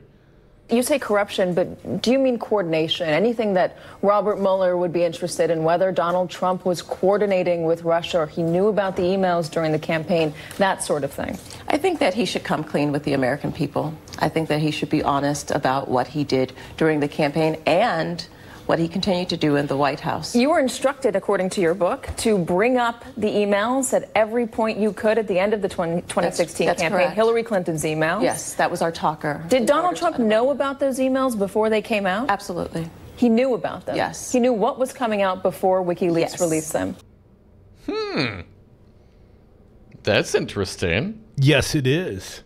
Lots to come clean about. Cut 4. I am going to expose the corruption that went on in the campaign and in the White House. I'm going to continue to blow the whistle on all of this. But how did he know about those emails? If he knew about them before they came out, how did he know? You know, they're going to have a press briefing at 2:30. I'm sure you can have your correspondent ask Sarah. Is that a question you would ask? Absolutely. I would ask a lot of questions. I would ask him why during this weekend, the anniversary of Charlottesville, he sent such a small tweet, but he spent all day tweeting about me. He could have condemned in a much stronger term and clearer term that he is not a racist, but he squandered that opportunity. I think that there are a lot of things that the president should come clean about. Yeah, but I wouldn't hold your breath, Omarosa. Cut 5. What about Roger Stone? Did you have any communication with Roger Stone? I did not. Could Roger Stone have been somebody that told Donald Trump about emails? I think that Roger Stone right now is being investigated, and rightfully so. He has been one of those dark, shady characters in Trump world for a very long time, and I think that they have their sights set properly on him. How worried are folks in the White House staffers about this investigation, the Mueller investigation? They should be very worried. Are they worried? Absolutely. What are they worried about? Because they have been hiding things from the American people and being very dishonest. The staffers have been hiding things? Absolutely. Like what? I can't go into it. Naughty. But let me Hiding. tell you about my book. Let's keep going. We got some callers. Want to get a few more of these in, and then we'll take a break and get to some callers. Now, Omarosa addresses the dog tweet on MSNBC with Katie Turcutt 6. I think that it just shows you that if he would say that publicly, what else would he say about me privately? He has absolutely no respect for women, for African Americans, as evidenced by him instructing the chief of staff to lock me for 2 hours in the Situation Room to harass me, to threaten me and say that things could get very ugly for me and that there would be damage to my reputation. He is unfit to be in this office and to serve as the president of the United States. And then also on the name calling, women are beneath him, cut 7. You know, there were often, and I comment about this in Unhinged, about all of the different names that he had for everyone. He would talk about you. In fact, Katie, I was on the campaign while he harassed and talked about you and wanted to get you kicked out of things. He talked about all of the people around him. If you were in the room with him, you leave the room. For instance, he would call Betsy DeVos Ditzy DeVos. When General Kelly left the room, he had a nickname for him. Anybody that was in his world, because of his small ability to communicate, he would give them these derogatory nicknames, and it just wasn't appropriate. Was it about women specifically or minorities specifically, or was it everybody? Well, did he treat women differently? He does treat women differently, I think, as evidenced by the lack of female appointees in his administration, the lack of high-level senior advisors, women in his administration and throughout all of the different agencies. He treats them different because he believes that they're beneath him. Well, what about the pretty women? Let's skip one, go to cut 9. It's interesting that people haven't really examined the fact that he would rather have someone who has absolutely no political experience and has no knowledge of politics at all because she's pretty. And I'm someone who served in 2 tours of duty. This is my 2nd time in the White House, and he calls me a dog. A dog. But did he call you the N-word? Sarah Huckabee Sanders today at the White House briefing. Let's play it. We have the full question and answer from Sarah Huckabee here, cut 10. Can you stand at the podium and guarantee the American people they'll never hear Donald Trump utter the N-word on a recording in any context? I can't guarantee anything, but I can tell you that the president addressed this question directly. I can tell you that I've never heard it. I can also tell you that if myself or the people that are in this building serving this country every single day, doing our very best to help people all across this country and make it better, if at any point we felt that the president was who some of his critics claim him to be, we certainly wouldn't be here. Unless you signed a non-disclosure agreement, then therefore you couldn't talk about it. Right, Sarah? I wonder if Sarah Huckabee, Colonel Sanders, casually drops the N-word at her home as well, Don. So I guess I would just wait for the recordings of President Trump saying the N-word, and anyone that's defending him, all the writers out there, he doesn't say that, wouldn't talk like that, and then it's going to come out. Then we'll see what they say. Then they'll spin it, excuse it somehow, some way. But we're all kind of, I don't know, callous to this now. Do we need a tape to prove that Donald Trump is a racist? Can we look at his Twitter stream? I don't, but perhaps some independents and Republicans do. Do you think it would cement the grotesque behavior of this president, or do you think they would forgive it anyways? Because they also, most likely, the 25 to 37% of Americans that support this president. I mean, they heard the Access Hollywood tape. They knew what they were voting for when they made this man the president of the United States. An N-word more or less from the president, that is not going to be a shocker. I just truly think, yes, there is tapes. He said it. He said it with enough frequency. There's probably multiple tapes. And he's a big, fat, freaking racist. And I don't need to hear it on a tape to know it is true. We are the Devil's Advocates. That's true. Real Resistance Radio, also true. You on the phones next. 844-967-2789. But especially the women made me feel good. I will call them from now on losers, because that's what they are. They're losers. I can't guarantee anything. evil losers. Before I wore a hard hat, I wore an Army helmet, and I qualified as an expert shot. I respect an American's right to carry a weapon. I don't respect the NRA profit machine that lets guns into the hands of criminals and the mentally ill time and time again. It's time for sensible gun policy in America. I'm Randy Bryce, and I approve this message. Do you own a rental property, or would you like to partner with a rental investment team? Call the pros you can trust at CCL Management. Rental expertise second to none, a general contractor on staff to direct repairs and improvements, and real estate brokerage services tailored to the small investor. If you're ready to invest in rental property or just need professionals to manage your real estate portfolio, call us, CCL Management, at 608-833-0009 or visit us on the web at cclmanagement.com. I'm Nakia Dodd, and I ask for your vote on August 14th for 5th District Alderman. I have the support of former Alderman Jim Bowe because I will continue his record of responsive, experienced leadership. Paid for by Friends of Nakia Dodd. Businesses today thrive and survive with technology. At Five Nines, we provide businesses with the IT tools they need to stay relevant. We offer enterprise-level solutions at competitive prices. I'm Todd Stryker, President and CEO of Five Nines. Let us manage your IT so you can focus on more important things, like running your business. Check us out at fivenines.com. That's the number 5, NINES.com. Hi, this is Scott Walker. Scott, David Koch. How are you? Hey, David. I'm good. And yourself? I'm very well. On February 22, 2011, Wisconsin Governor Scott Walker took a call from journalist Ian Murphy pretending to be billionaire political activist David Koch. What we were thinking about the crowds was planting some troublemakers. You know, the only problem with because we thought about that. You just heard Wisconsin Governor Scott Walker say he actually considered planting troublemakers. Scott Walker wrote in his book, "The fact is we never considered putting troublemakers in the crowd to discredit the protesters." He concluded by saying, "But I had made it seem like we had." Call Scott Walker at 608-266-1212. Ask him if he lies to his friends, is he lying to you? Well, I'll tell you what, Scott. Once you crush these bastards, I'll fly you out to Cali and really show you a good time. All right, that would be outstanding. This message paid for by the People for People Corporation. I'm Jesse Pica-Holz with Solidarity Realty. If you're looking for a home in Madison or Dane County, call me. I know Madison. I know homes. I'll protect your best interests. Call Solidarity Realty at 608-284-9311 or search solidarityrealty.com.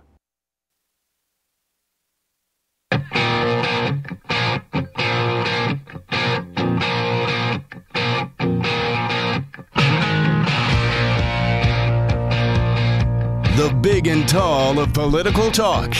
Dom and Krutz are the Devil's Advocates. And we are back. Last segment of the day, 844-967-2789. If you've got something to say, like Joe from Stevens Point. Hey, Joe, welcome back. What do you got for us today? Oh, man, just really not digging the Russia talk. You know I hate that stuff. It's almost like falling under the auspice of Comcast liberalism 101. And at a time when this country is hurting, they know all the crap that Donald Trump talked about and said. They still elected him anyways through the electoral process. But, you know, if we're going to have fainting spells over more words at a time when Flint, Michigan has dirty pipes, that we've got East St. Louis, all over this country, we could be putting pipe fitters back to work. Joe, right here in Milwaukee, we got a lead pipe issue. Yeah, but wait. Fox and Friends, we're still behind the curve. Fox and Friends viewers to the tune of 30,000 weighed in on a poll for Medicare for all. They ditched it. They knew they got scammed out by Fox Propaganda Central. What are the Democrats doing? We're having fainting spells over Russia. Stuff that doesn't matter. And if it doesn't matter if 60% of the people say, oh, they're really concerned about Mueller and this and that. But you know what? When compared with real jobs instead of Democrats pushing job training, And real, when they compare it to I got to knock down a couple of environmental regulations to keep my job, even knowing it's probably not that way. But everything is built up to fake wrestling standards. And they're going to elect Trump, and the Republicans who connected again, we're going to be busy doing the toiling of, fainting spells over bad words that come out of his mouth, Omarosa, kicked out of camp, and, at a time, hey, and you know what? Top 20 manufacturing cities in this country all broke for Trump, okay? That's how bad we're doing, and we're not identifying where the cancer is. We're focusing on pimples. Joe, who'd you vote for? State of Wisconsin gubernatorial race. Oh man, come on. I am the most progressive guy in the world. Do the math. Give me an answer, Joe. I'm asking you a question, man. You don't. Why would it even matter? You hear what I'm saying? I know, but I'm curious to know. I mean, did you vote in the primary, Joe? That's the question. There's no. Yes. All right, who'd you vote for? Why would it matter who I did? Well, because that's what we're asking everybody on the air today, man. Okay, but I think we're focusing more on identity rather than policy, and I think this is even part of it. Okay, Joe, one last time. Who'd you vote for, man? I am the most progressive guy out there. Take a look at it, and it'll tell you. Come on. Come on, that's a weak answer. Pizza Box, who'd you vote for, man? Man, I'm the most progressive guy I know. I voted for Mike McCain. Yes! And I know where the cancer is, man. The cancer's in my kidney, Joe. Shut up. You made it hurt. Listen, you sound like you're upset, but I don't know what direction you're going in, pal. Just like watching this reality Trump stuff. I know. For all I know, he might be a Tony Evers voter. Thank you, everybody. Thank you, Matt Rothschild, Executive Director, Wisconsin Democracy Campaign. Thank you to all the candidates. As of tomorrow, you'll all just be people I used to know. Not all of them. No, one will still matter. Have a great night. Go vote if you haven't done so. Do it again tomorrow on the radio.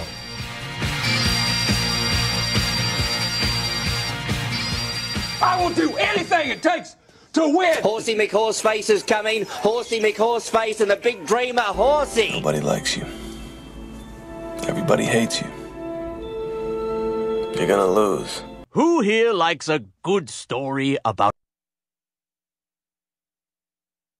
Hey, Milwaukee County. I am a Democrat. I'm sure some of the listeners of this radio